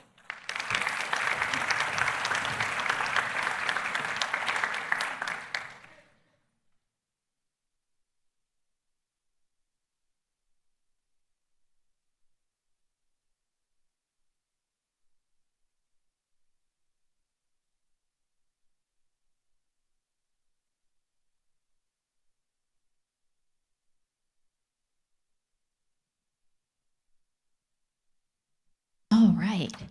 So now that you're good and full off of that wonderful meal and full of a lot of information related to the Virginia Housing Commission and the pieces of legislation that they are promoting in order to help support housing development and protect housing development throughout the Commonwealth, it is time for you all to get up, stretch, and network with one another while the Institute catering staff change over this room for the final session. We will take a break until until 1:50, and we will then start the financing resources panel. So please enjoy your time with our sponsors and the exhibitors, and we will give you a 5-minute warning before the next session. Good afternoon. Our next session is financing resources. And an overview of this session is it's focused on financing resources that are available at the local, regional, state, and federal level to support housing development. We are thrilled to have the following partners present this afternoon. You can find their bios in the event program. Larissa Diedrich, Executive Director of the Danville Redevelopment and Housing Authority. Chris McNamara, Strategic Housing Officer for the Economic Development for Virginia Housing. Tori McGowan, Program Manager, Real Estate Office, Virginia Department of Housing and Community Development. Lorette Tucker, Rural Business Specialist for the United States Department of Agriculture, Rural Development. And Trevor Nelson, Consultant, Project Finance Team for Cherry Beckard. And if we could please start with Ms. Diedrich. Thank you.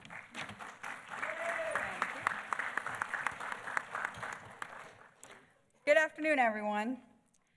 So I think it's kind of interesting that they put the Finance Committee after lunch. So my name's Larissa Diedrich. I'm the Executive Director of the Danville Redevelopment and Housing Authority. Now, don't let our name fool you. So even though we're the Danville Redevelopment and Housing Authority, we have a rather large jurisdiction. Our jurisdiction covers the city of Martinsville, Henry County, Pittsylvania County, and we're working on some projects that are also going to move us into Franklin County and Patrick County. Affordable housing is the first step in providing citizens in our communities a sustainable way to create a lifestyle that is stable, healthy, and prosperous. By cultivating private and public partnerships, DRHA is making huge strides in supporting residents and creating vibrant communities. DRHA is more than just a public housing authority. The fundamental reason for our organization's existence is to be the catalyst for quality, affordable housing and community development. Our staff and partners are advocates for affordable housing, sustainable housing, and we are champions of our community. I want to talk with you a little bit about a few ways that development partners can work with the Danville Redevelopment and Housing Authority. The first thing I'll talk with you about are tax-exempt housing bonds. I want to share with you that the tax-exempt housing bonds can be applied directly through Danville Redevelopment and Housing Authority. You can use the interest savings to pass on the reduced housing cost to make it more affordable to develop. Whether you're developing for home ownership or rentals, the housing bonds are used to finance low-interest mortgages, construction, and rehabilitation of multifamily housing. You can also get more information about the tax-exempt housing bonds on our website, or you can see us at our booth. We have a lot of information about that. The second thing I want to talk to you about are a project-based voucher program. So project-based vouchers are a unique way to reduce cost for developers. The PBVs are vouchers that stay with the unit for the entire contract term. That contract term can be anywhere from 5 to 30 years. They provide stable income and RIP payments for the property, and they're useful in providing rental support for seniors, veterans, people with disabilities, and families. We offer a non-competitive issuance for project-based vouchers if your development has already received a LIHTC award. Our RFQ is open year-round and accepts applications at any time, and you can receive a project-based voucher application at our website. I'm going to talk to you a little bit about some of our development projects that we've done in the community. The first one is we partnered with Landmark Development and won a LIHTC award for a 52-unit senior apartment complex. Named after Apostle Lawrence Campbell from Danville, this apartment complex will consist of 34 one-bedroom units and 18 two-bedroom units, and they will have project-based vouchers attached to them so that all of the residents will not be required to pay more than 30% of their income. These apartments are designed with an aging-in-place model that allows the residents to remain in their units long-term.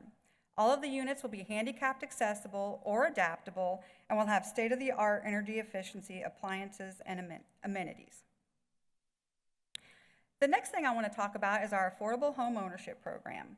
Choice Homes was a project that the Danville Redevelopment and Housing Authority did as a partnership with Virginia Housing. This created 5 homes for first-time homeowners in the city of Danville. We plan to continue this program with potentially another 10 homes over the next 2 to 3 years. 727 Temple Avenue was a partnership that the Housing Authority did with the City of Danville through the Community Blocks program. We were able to remodel this home through funds from the West Piedmont Planning District, development funds from the DRHA, and the house itself was donated through the City of Danville. We were able to put a project-based voucher in this home so that we could rent it to a young woman who was homeless. We currently have more projects just like this one. We're getting ready to open up one on Swanson Street and begin construction on another on Cole Street. The Danville Redevelopment Housing Authority recently purchased the Winslow Hospital at the beginning of this year in the Almagro neighborhood. So we are in the process of submitting applications with our partners Solex to receive this building to be designated as historic. Once the pre-application is approved, we'll move forward with the historic application, and we are currently looking for development partners who would be interested in keeping the community historic and keeping the significance of this building.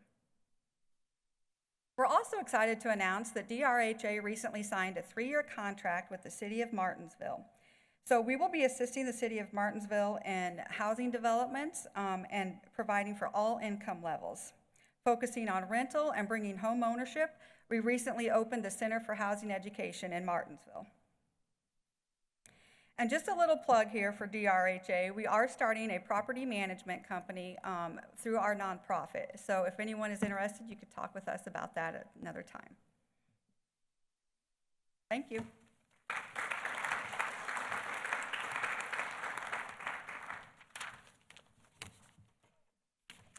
Good afternoon, everyone. My name is Chris McNamara. I'm a Strategic Housing Officer focused on economic development with Virginia Housing.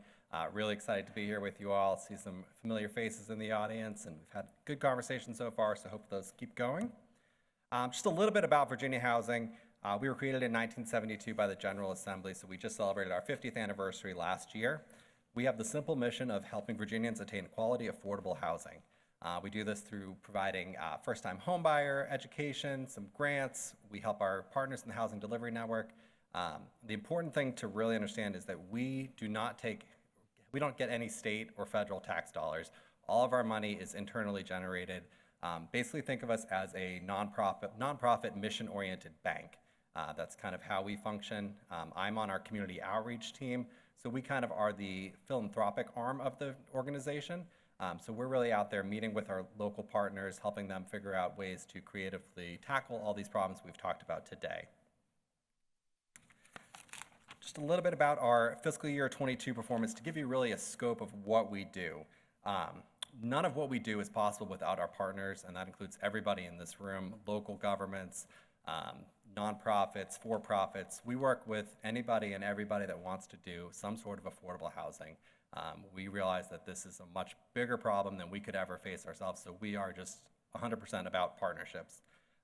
So for fiscal year 22, we financed over 5,700 rental units worth over $829 million across the Commonwealth. Every year we educate right about 15,000 people to help them understand what it takes to be a first-time homebuyer. And we gave over 7,600 loans worth $1.8 billion to support homeownership. And that really does touch on every corner of the Commonwealth. So how do we do this? We have a program called Reach Virginia, Resources Enabling Affordable Community Housing in Virginia. If you're not in the affordable housing world, we love our acronyms, so they're used everywhere. What we do is we take a portion of our net proceeds every year and put them right back into the Commonwealth. This helps support some of the grants we're going to talk about in a minute, some of our low-interest financing for rental properties, pre-development loans, our first-time homebuyer grants, some other initiatives we have to help people get into homes and keep that cost down a little bit. So we're going to get into those just a bit, but first I'm going to start with some of our grant programs. Our community impact grant is really used to help the upfront costs.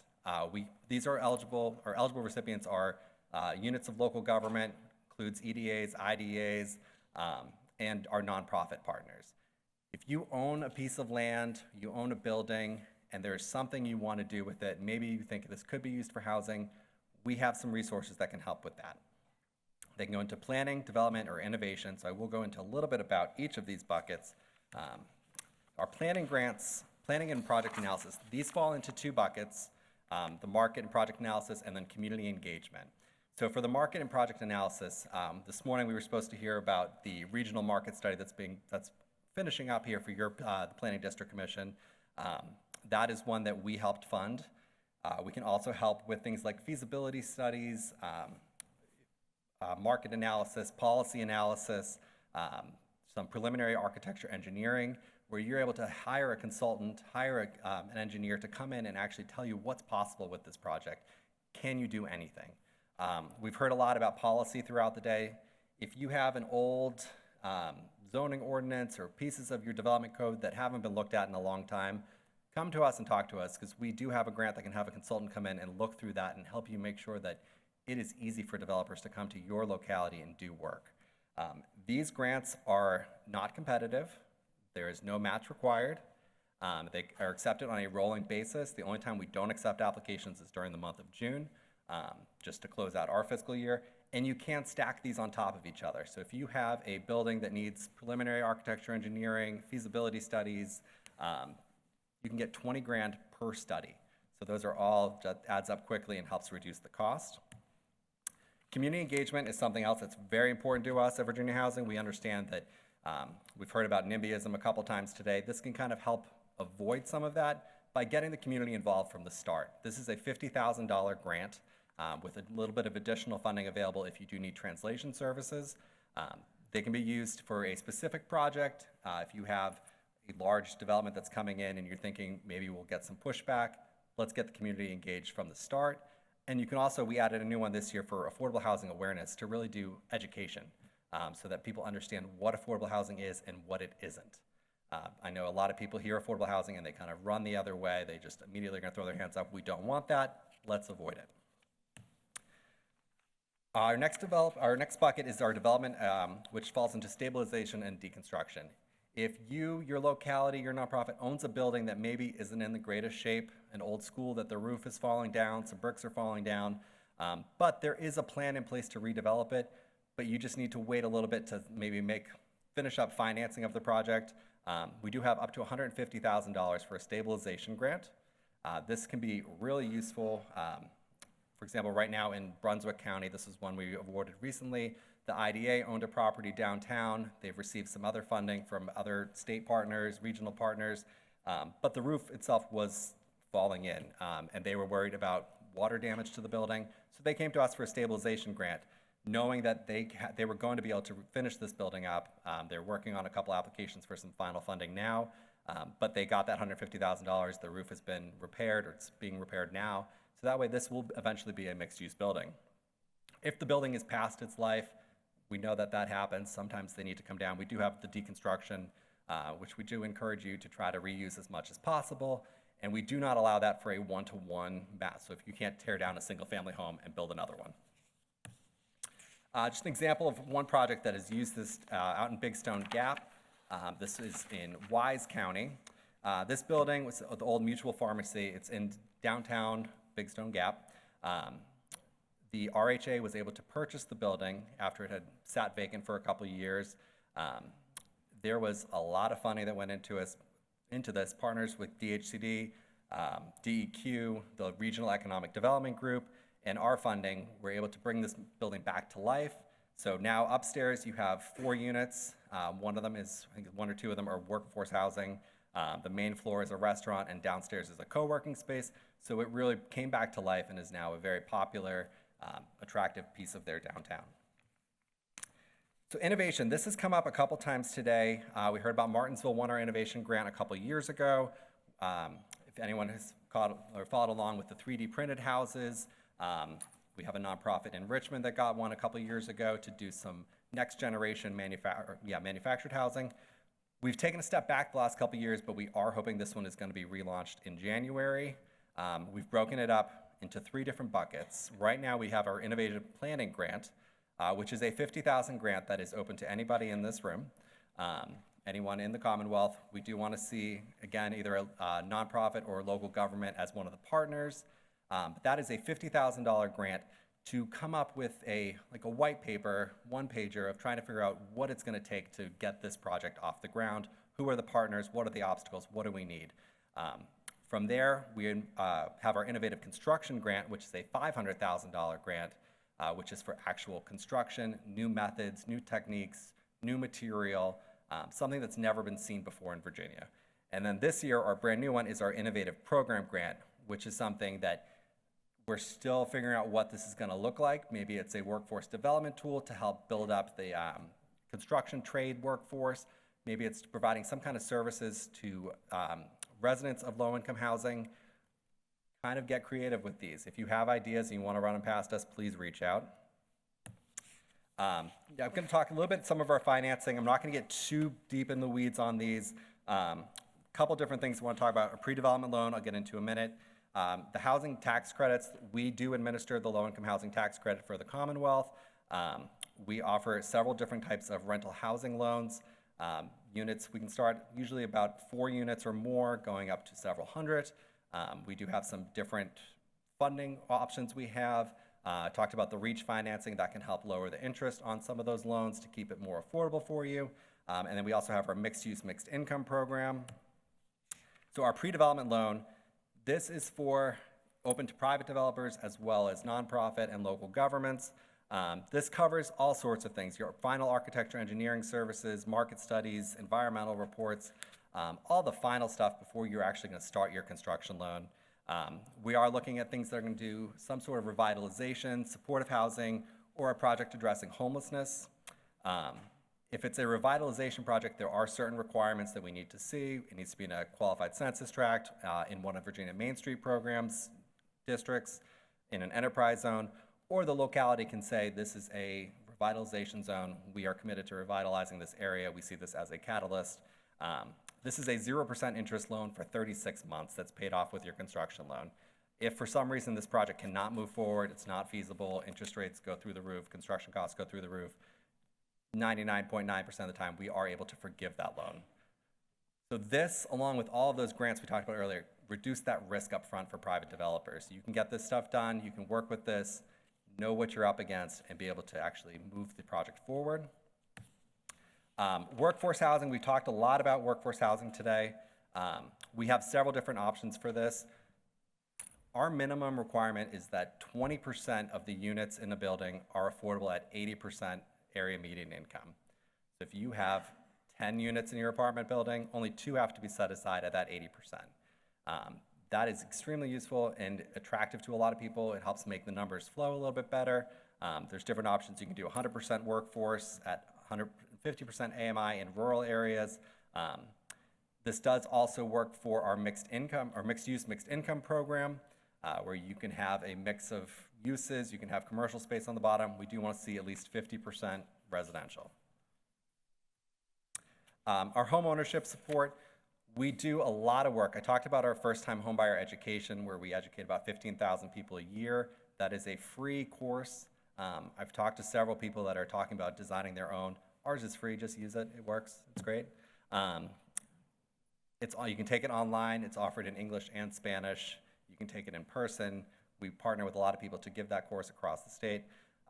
We have a down payment assistance grant, closing cost assistance grant, a plus second mortgage for people who make a little bit more than our maximum incomes for that down payment assistance grant, but maybe not enough to cover the down payment. They're struggling to get that themselves. They can take out a second mortgage to cover that and get in the house without money out of pocket. Spark is a program that reduces your interest rate by 1%.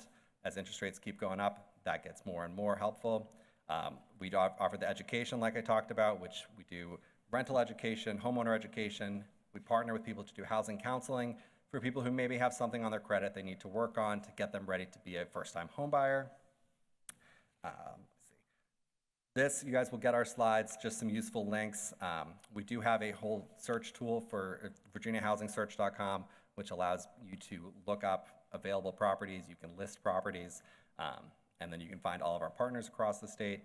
We do have a booth outside, and we've got a table full of people here that are eager to talk to you all. So if you have questions, please do not hesitate to reach out. So thank you very much.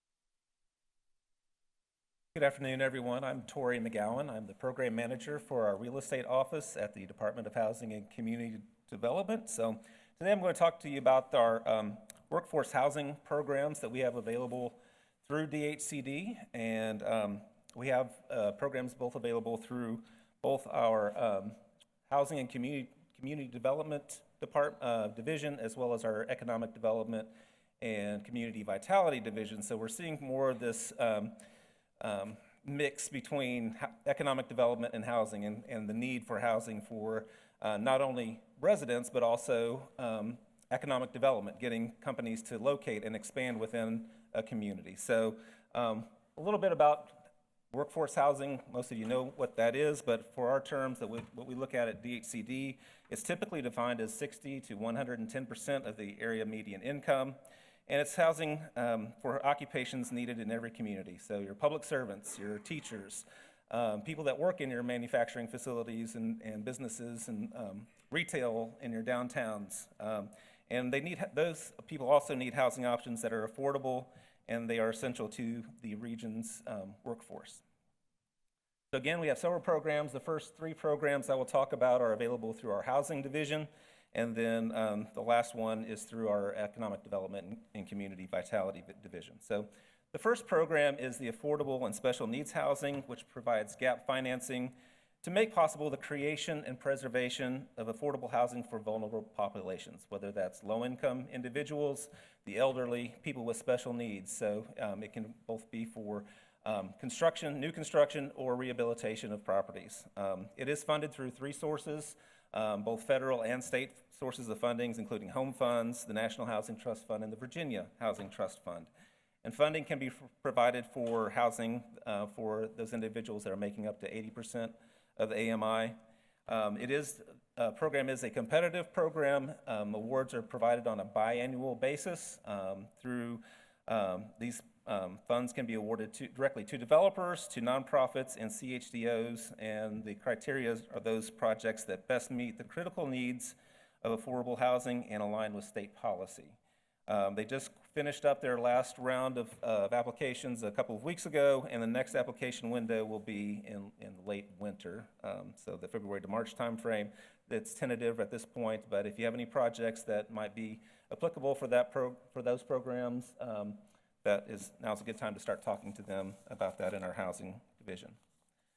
We have a down payment assistance program for individuals that are low-income individuals and first-time home buyers. So again, it can support people that are making up to 80% of AMI and allow them to purchase safe, decent, and accessible housing.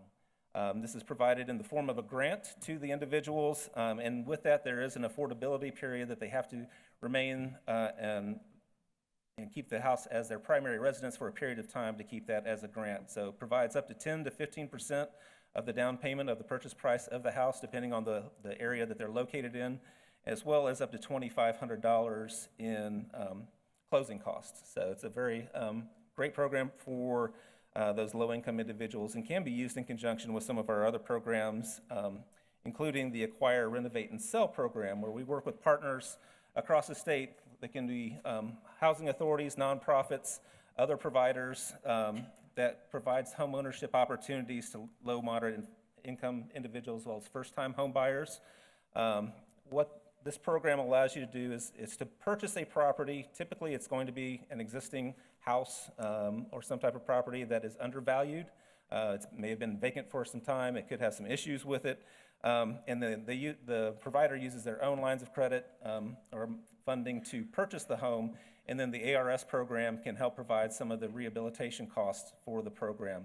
Right now, the total cost that we can provide is $45,000, but that's in the process of undergoing some changes, so that funding in the near future, they hope to be able to provide more funding for that program per project. And then after the house is sold, you pay back the ARS funds and then use the proceeds from the sale to be able to continue to do that or to do some additional projects. So it's a great program that many nonprofits and local providers have used to help with the rehabilitation of some of those properties and then create them and make them available to low-income and first-time buyers. On the economic development side, we have the Industrial Revitalization Fund. Bill Curtis this morning talked a little bit about this program and some of the projects that we've done in Southern Virginia with this, but it leverages local and private resources to provide market-driven rehabilitation of vacant and deteriorated buildings. So even though it says it's the Industrial Revitalization Fund, it's not limited to prior industrial uses. So we can do manufacturing, warehouses, schools, downtown buildings, and just those large-scale white elephant structures that I think everybody has driven by and seen in their own communities. The funding can assist also with mixed-use development. The picture here is of the Henry Hotel. I believe Ed Gaskin talked a little bit about this, one of his projects. It was one of the first mixed-use projects that the IRF funding provided funding for. But as long as 30% of the end use of the structure is commercial use, we can provide funding for mixed-use buildings. These are provided by as grants or loans. So if the end user is going to be a locality or a nonprofit, it is done in the form of a grant. If it is a private developer, that will be the end user of the property and owner of the property, it is done as a low-interest loan. Right now, with some additional ARPA funding that we have received, we are allowed now to provide up to $5 million per project, and there is a match required if you need over $1 million for the project. So, as Bill mentioned, we've provided funding, $5 million of funding for the White Mill project here in Danville. The additional ARPA funds has really expanded the program. It's provided $45 million in additional funds that we've been able to provide over the last 2 years to several mixed-use projects that will be creating over 200 new units of housing, as well as creating over 600 jobs and creating new commercial spaces as well. We also have created a pilot program that has been very successful called the Mixed Use on Main Street. It's kind of a program that we work with along with our Virginia Main Street communities to provide upper story housing in downtown projects so that are within a Main Street district. So if a town is within a Main Street district, we have 2 projects that were just approved for that. We hope to have 3 more soon. But there's a project in downtown Martinsville, or uptown Martinsville, that's the former Woolworths building, and then another project in Lynchburg that was approved for that. So hopefully with some additional funding that we're looking at hopefully getting over the next year or 2, that we'll be able to continue that program. And we do have a funding round that is currently underway. Those applications are due in a couple of weeks. And we have approximately $10.5 million remaining in ARPA funds. So we've obligated already almost $35 million of the ARPA funds that we have in addition to the state funding that we have for the program. And then finally, as Larissa already talked, there are private activity bonds that either a local housing authority or local IDA or EDA can apply for.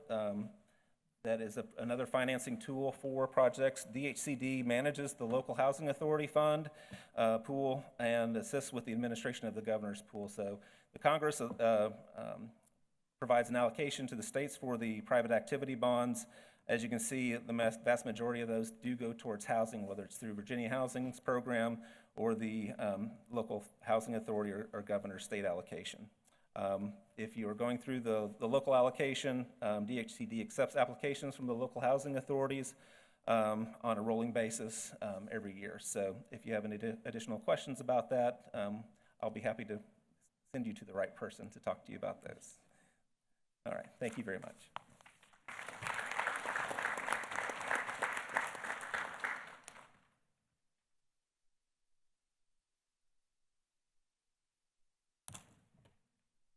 I finally made it, y'all. I didn't think I was going to last after lunch. But I'd like to thank everyone that's responsible for this wonderful conference, Corey and her team, for inviting USDA Rural Development. I am excited to be here, and I'm also excited because of these buzzwords that I've been hearing. Of course, housing, but I've been hearing infrastructure. I've been hearing workforce development. Hold on. Economic development, multifamily housing. I've been hearing all of those words, and USDA rural development, in addition to housing, we have programs, economic development. We have programs that can touch all aspects of what our rural areas need. So as our name implies, rural development, we're strictly for the rural areas. I am the area manager of the Lynchburg office. My name is Lauriette Tucker. I bring you greetings from our state director, Perry Hickman, who had another engagement today, so he could not come. USDA rural development, we probably have about 40 programs in our portfolio. So we have, I'm going to talk about the ones that I'm not going to talk about today. We have business programs. So we have guaranteed loan programs where we can actually assist a business who is going through a bank with any type of commercial need in a rural area, be it a convenience store, a hotel, any type of business need. We cannot do golf courses, and we cannot do those things like gambling casinos that make a whole lot of money. We can't do those. But basically any other type of business need. In the business program also, we have workforce development. So any nonprofit that is looking to provide any type of business training to adults in your area, we have that covered also. We have on our community facilities side, and I think I'm preaching to the choir probably to a lot of y'all because you probably know more about those programs than I do, actually having participated in them, but we also have community facilities. So if your community is in need of any type of crucial facility, be it a rescue squad, a fire truck, a hospital, library, courthouse, rural development also has financing programs for that as well. This year, which ended September the 30th for us, we put $1.1 billion in our rural areas. So we think that we're probably the largest, or we like to think so anyway, we're the largest funder of rural communities. Today, I'm going to talk to you about a couple of our housing programs. These housing programs primarily are geared to individuals that are looking to purchase a home, buy a home, or even make improvements to their home. There are a couple of other programs that I will touch on today for nonprofit entities. Within every program rural development has, there are other programs that allows us to get our monies out the door through intermediaries, nonprofits, towns, counties, IDAs, municipalities, even we can work with our rural electric cooperatives. Question, who has heard of Farmers Home Administration? Wonderful. So Farmers Home Administration was our predecessor. We disbanded Farmers Home Administration around 96 or 97, and rural development came on the scene. So rural development took all of the economic and housing programs, and we gave our sister agency, the Farm Service Agency, the farm programs. So let me jump into this presentation. First, I'd like to talk about our 504 repair, loan, and grants. So the purpose of this program is to provide loan and grant funds for needed repairs to homeowners. Our programs are for very low and low income persons. We also have a guaranteed housing program for our higher income level folks. But this grant program is typically for low, very low. If you are 62, you know someone that is 62 and they need a health or safety issue removed from their home, they are eligible to apply for a grant. On the loan aspect of this program, the max is $40,000. The loan terms cannot exceed 20 years, and I put in this slide to just let you know what we're seeing is most of our homeowners are up in age. They are primarily on fixed incomes maybe. So I put this in to just let you know basically how economical it is to get those housing repairs completed, and you can kind of see what your payment schedule or their payment schedule would be. The grant limit is $10,000. That's max. That's a one-time benefit to a person that's 62 years or older. The grant program or the funds are primarily used to remove a safety or a health hazard. And you see I put in some of the examples here. So repairs to a roof, heating, electrical, plumbing, water and waste, installation of screens, windows, installation. Who is eligible? So for Section 504, you must be the homeowner and you must occupy the home. You must be unable to obtain affordable credit elsewhere, and your household income cannot exceed the very low income limit. For each county, there is an income limit, and it's based on the number of persons in the household. And that's the adjusted income. So you do see that we can look at medical expenses and we can give deductions for elderly persons also. Be 62 or older and unable to repay a repair loan. This is for a grant only. I threw this in because whenever we're looking at a loan in our agency on the single-family housing side, we do look at credit. So typically a 640 or higher credit score, someone looking to purchase or buy a home, we're going to say, go ahead and submit your application. Typically on the 504 loan side, if you have a 620 or higher, we're going to say, go ahead and submit your application. Any credit score that falls under these numbers, don't be dismayed. Come in and talk to us because credit is not the only determining factor in this program. Our 502 direct loan program. So our direct loan program provides affordable housing to eligible low and very low income applicants who wish to obtain modest housing in rural areas. Our agency, USDA, is the lender and the servicer, and 100% of the financing without any private mortgage insurance. Now, those of you that do remember the Farmers Home Administration, you do remember the type of houses that were primarily financed. You could always tell in our area a FHA house, primarily because they were very modest and the size of the house, the number of bedrooms, was determined by the number of people that lived in that house. Nowadays, we have a maximum loan limit. So if someone qualifies, and for most of these areas and in the Lynchburg service territory that I have, $377,600 is the maximum. So a person that's considered low or very low could actually apply for that house, even if it's just a one person, they could qualify for that. Also on our 502 direct loans, the home must be located in an eligible rural development service area. We have a website if you are interested in knowing if a particular area is eligible. Let me know and I can give you this website and you can plug in the address. The loan purposes include site-related costs, dwelling-related costs, fees.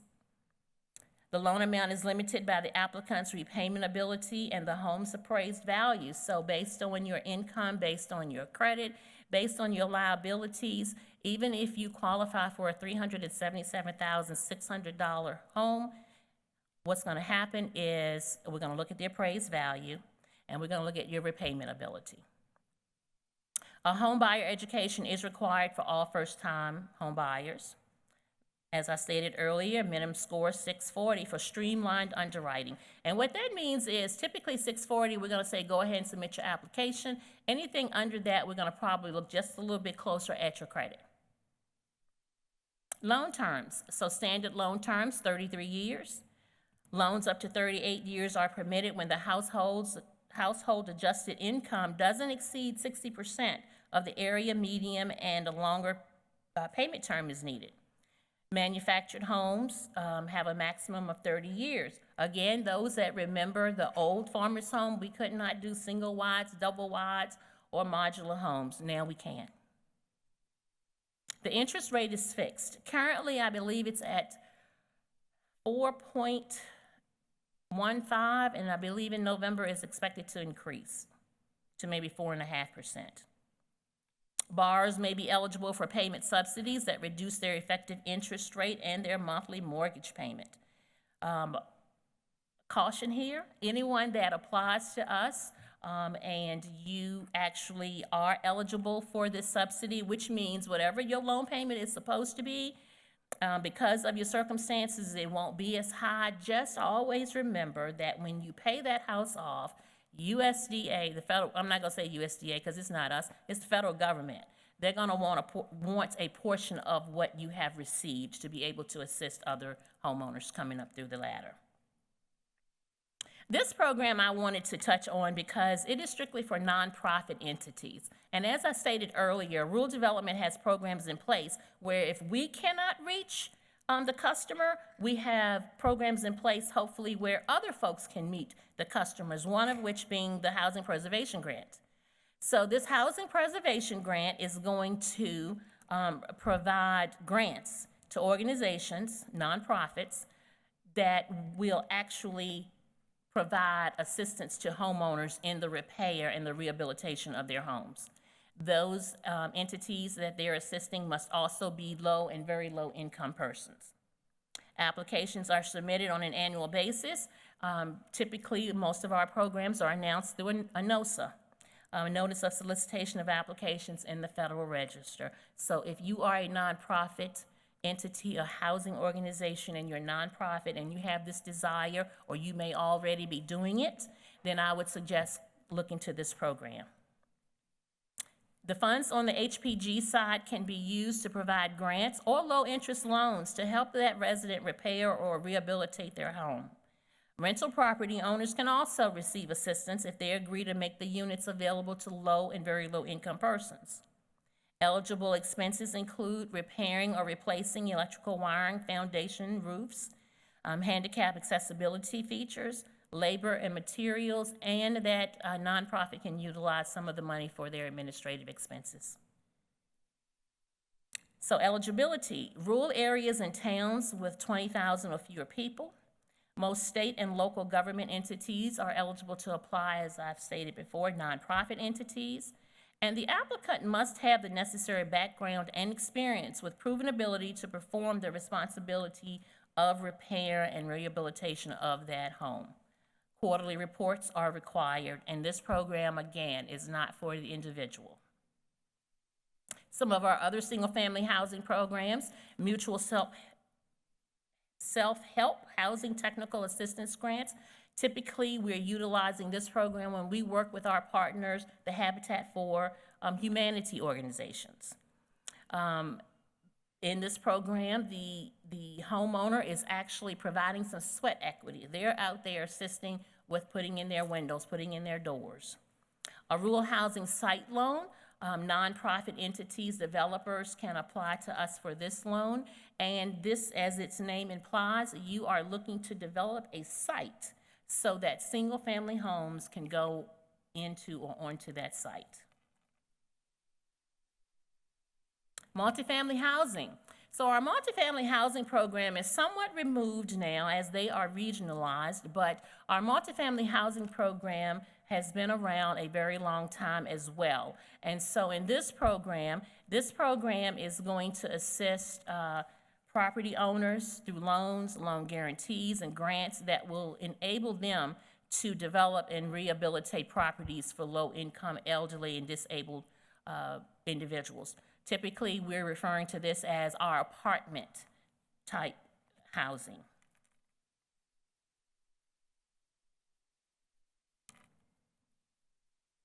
And that is it. If you have any questions about any of these programs, please just let me know. Thank you.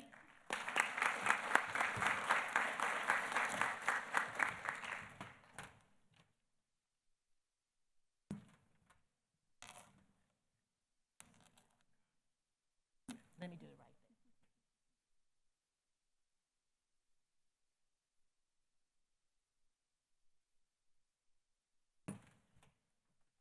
there. Good afternoon, and Corey, you saved me for last. That's not nice. I think we're trying to be friends, but I'll be quick. I know I'm the guy before the last, and today I want to talk about yet another tool. There's been an abundance of tools, and I think the exciting piece about what I've heard is it seems like we're really close to delivering some incredible projects here. So with that being said, these numbers at the beginning, I got to paint the picture before I talk about the subsidy, but that's not really what I do. So just stick with me.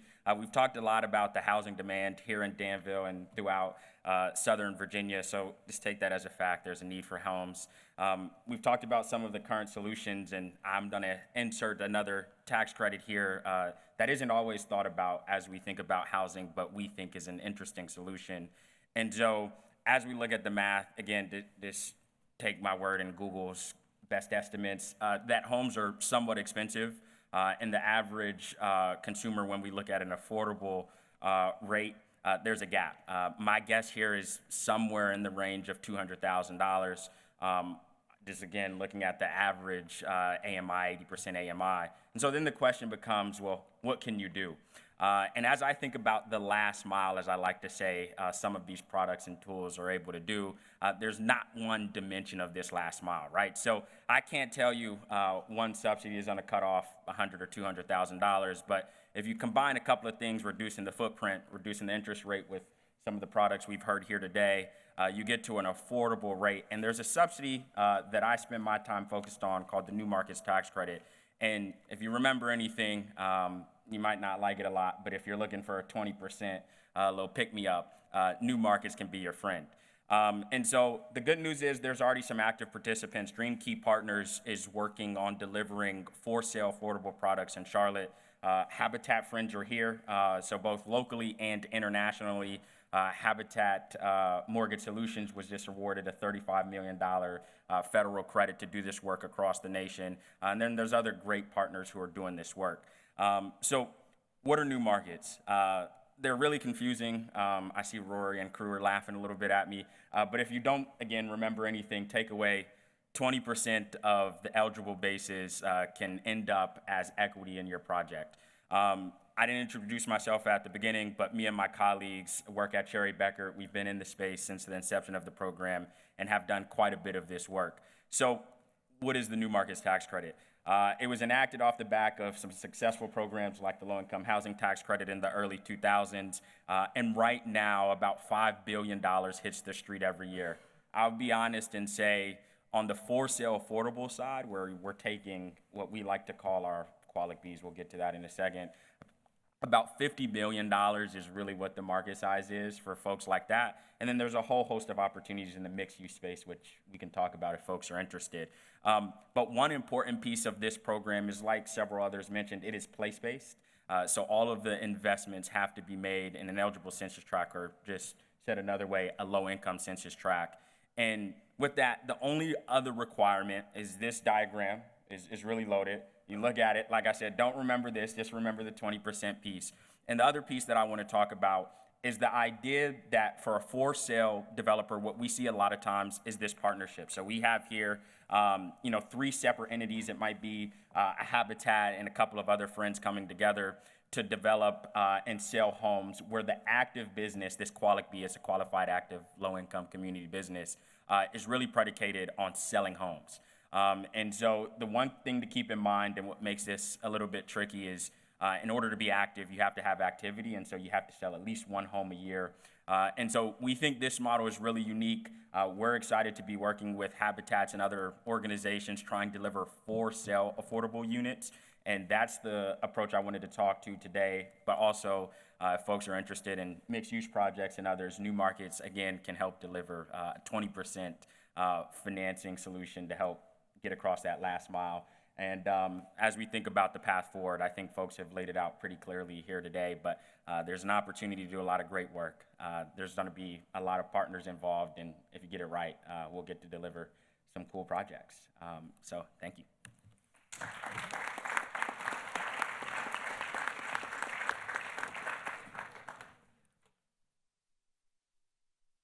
Did anyone have any questions for any of our presenters today?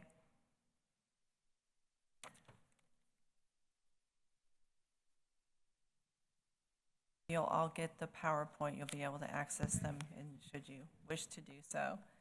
I would like to make one note about New Markets. The City of Danville does have its own community development entity that applies for and loans New Markets to projects, and Cherry Bekaert serves as our CDE's advisors and consultants and keeps us all on the straight and narrow path.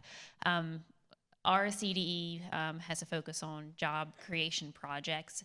So typically, unless it's a mixed use, a unique mixed use project, typically wouldn't fall within our area of focus. But the team at Cherry Beckert, if this is of interest, has access to a large number of CDEs across the United States that do have housing as a key strategic component to their operations. So feel free to reach out to their team and they can help connect with the appropriate NCDE if new markets are your pathway forward.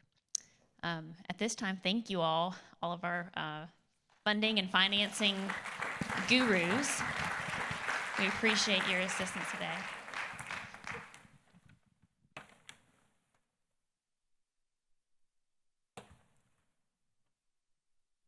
This time, we'll ask Jake, and I'm going to mispronounce your last name, Nagel. Is that right? All right, thank you.